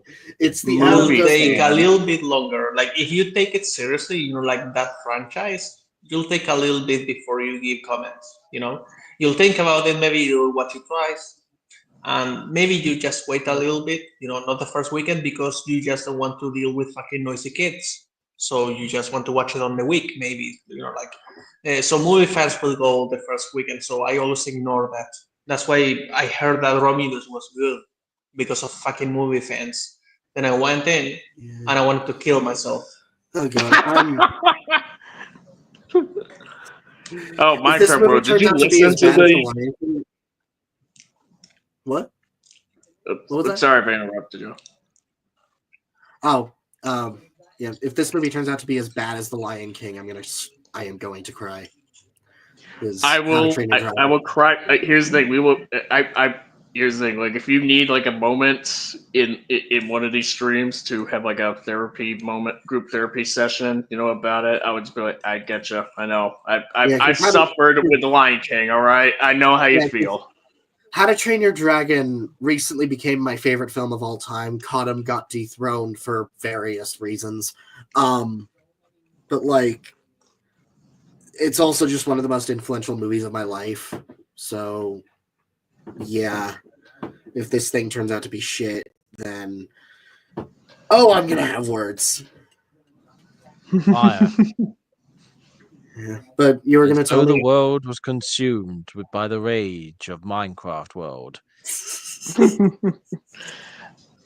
Oh god, what was? Speaking of good films, something. You were gonna ask me something. I was about to ask. Damn it, I lost it. I was making jokes about killing myself with Romulus. Then okay, there we go. So Minecraft World, did you listen to the Baller Romulus stream? Yes. Yeah. Okay. Dude, I joined for the last 45 minutes of the thing. Okay, so you listened to everything else, so you're caught up. Yeah, no. I am not going to watch Romulus unless I decide to do a marathon of the Alien movies. I have made that decision. Yeah, no, I'm not going to watch this unless I decide to marathon these movies. All right. In a very weird film, Alien Romulus isn't good, but it's not as bad as Mauler thinks it is. Yeah, his video was pretty bad. It's very odd. Yeah. And in a lot of ways, it's worse than he says, actually. I mean, yeah, there's some bits of it are worse that he just completely misses. The thing that hit me with that is was him you are cutting out like crazy, Minecraft World. The thing that really broke me with that video is him saying, I'm not going to talk about X or Y or whatever part it was. Oh, fuck, yeah, he did do that. Yeah. He's like, I'm not even going to go over how stupid that is. It's like, why? You are the long man, my guy. What are you doing? My response is, dude, you're quite literally getting paid to talk about this stuff. So talk about this stuff. Yeah, you made this video. It's like, then why are you talking about everything else so extensively? What is fucking canary? I know exactly why. When you go through the video, you realize a lot of the complaints that he goes into details in are front-ended. The further you go into the film, the less complaints he has, and the complaints he does have are like very sort of mild, like minuscule type things. Like, oh, he said the bitch line. Oh, that's terrible because he's stealing from stuff. Anyway, next thing. He's clearly just run out of steam at some point and gone, fuck it, I'll just release this as is. Yeah. Bit uncharacteristic, I gotta say. Yeah. Yeah. The same thing with the Fallout video. Mm-hmm. Yeah, that's why I want to take my time when it comes to my essays. Like if I talk about the Minecraft movie, I'm gonna try to make sure it's as thorough as I can because I have things to say, but only when I want to. But yeah, yeah. I guess that's a pretty good way to start closing it out. We're not going to talk about GXK Vic. No, like I'm on like I made it almost 3-hour video on it. Talked about it enough. We set that discussion to rest last Zimcast. We basically all agreed. Yeah, we've said all we need to about this movie. Let's leave it be. Yeah. Weirdly, we haven't. Oh man, up in the depths. That was a fun one. Yeah, at the very least, there should be a hiatus from talking about GXK. To be honest, like I'm not saying like, oh, what? I've got to finish my video on it at some point. Yeah. I mean, that's fair. But close out the stream. Thank you all for coming, gentlemen, and everyone in the chat. Now, I guess to close things Thank out. you for having me. You're welcome, as always. Who wants any shilling to be done here from us? I don't have anything to say. I have artworks on Instagram. I need to add those to Kara very soon because I kept missing out on those, but I'll probably be adding them to Kara sometime soon. I'm also on Blue Sky and YouTube. I am slowly chipping away at a Nemesis essay. I actually haven't really been working on that recently because life has been getting in the way, but I'm also setting up for a Gamera 60th anniversary project, and I'm probably going to be working on the animatic for my GXK sequel pitch Redux thing, the scene from it. I'm not doing the full Redux because Supernova's coming out, but yeah. Though I might pick it up if, like, later down the line after Supernova. I don't know, but we'll see. So, yeah, also go watch the original How to Train Your Dragon. Go watch the original Lilo and Stitch.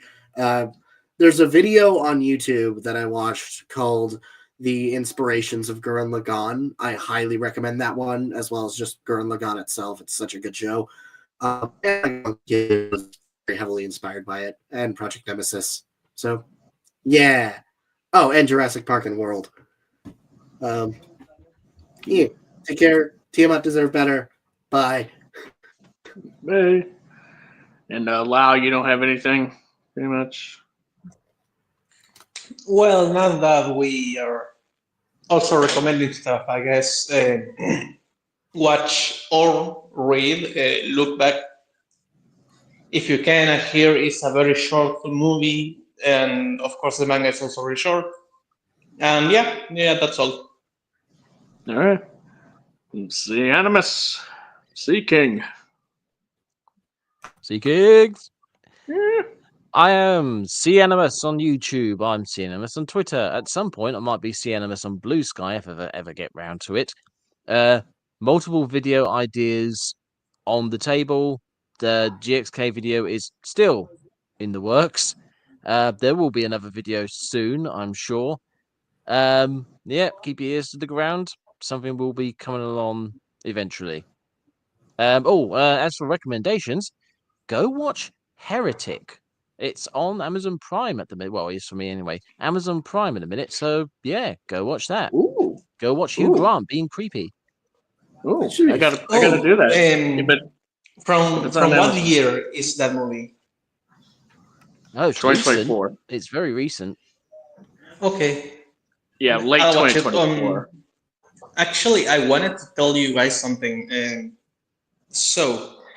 before we finish, something happened with me and this movie and Amazon, which is like really funny. The first movie, Jurassic World, I watched it, and it was fine, and all of the other movies I could watch. So I was like, oh, great, I can watch them for the streams. 3 days ago, I go back on Amazon, and I'm trying to watch this one, Fallen Kingdom, and the motherfuckers put it for rental. So they waited until I watched the first movie, and then they were like, yeah, now you have to pay. So, yeah. You can Wow. get it Now I have to pay on for the archive.org. Yeah, no, I found it online. I pirated it because like this movie is really bad. If it was good, I would be like, okay, like I'll watch it I was or going to rent it. watch. I was going to do the same with Jurassic World. I was going to do the same with all three films. I looked on Amazon Prime, so they were all like buy options. So I was like, oh fuck that shit. I've restarted my Netflix account. No, they're not on there. So I was like, right, let's look for them on .org, see if they've got it on there. Archive.org. They've got the second and third film, but not the first one. So it's like, God damn it! I haven't seen the first one at all recently. Wow. Well, at least now I know where to find the third one. But I don't think I even want to watch it. I think on that one, I will just go fresh with my experience from the cinema and think more and talk more about how I felt more than Yeah, I mean, we're pretty much going off of like the extended edition, the extended cut, or whatever cut that we got that any of us have watched. You know, I guess off the top of our heads or something. So, I gotta see if Heretic is on Amazon Prime where I'm at. So, that's a good to know. And Vic is saying go watch Predator: Killer of Killers. it's out today. It came out yesterday, actually, but I tried to put it on my Hulu, but for some reason my Hulu login is giving me balls for some reason. So it's giving me. So it's probably gonna be a bit before I get to that one. For now, but and this has been your host, the Sea Monster. Thank you all for joining us on this live stream about Fallen Kingdom. So as far as what I have in store, obviously next Saturday we're gonna be talking about Jurassic World Dominion on Sea Monster Live. So there's that. Working on my Nosferatu essay video, 2024 movie. Just kind of chipping away at the script, right now. So, just kind of tuning it. Yeah, looking forward to getting that out before the year's over, if not by October. So, there's that. Yeah, and subscribe to this channel. Hopefully, we will. So that once I get to 300, we will cover Little Platoon's GXK video on a live stream.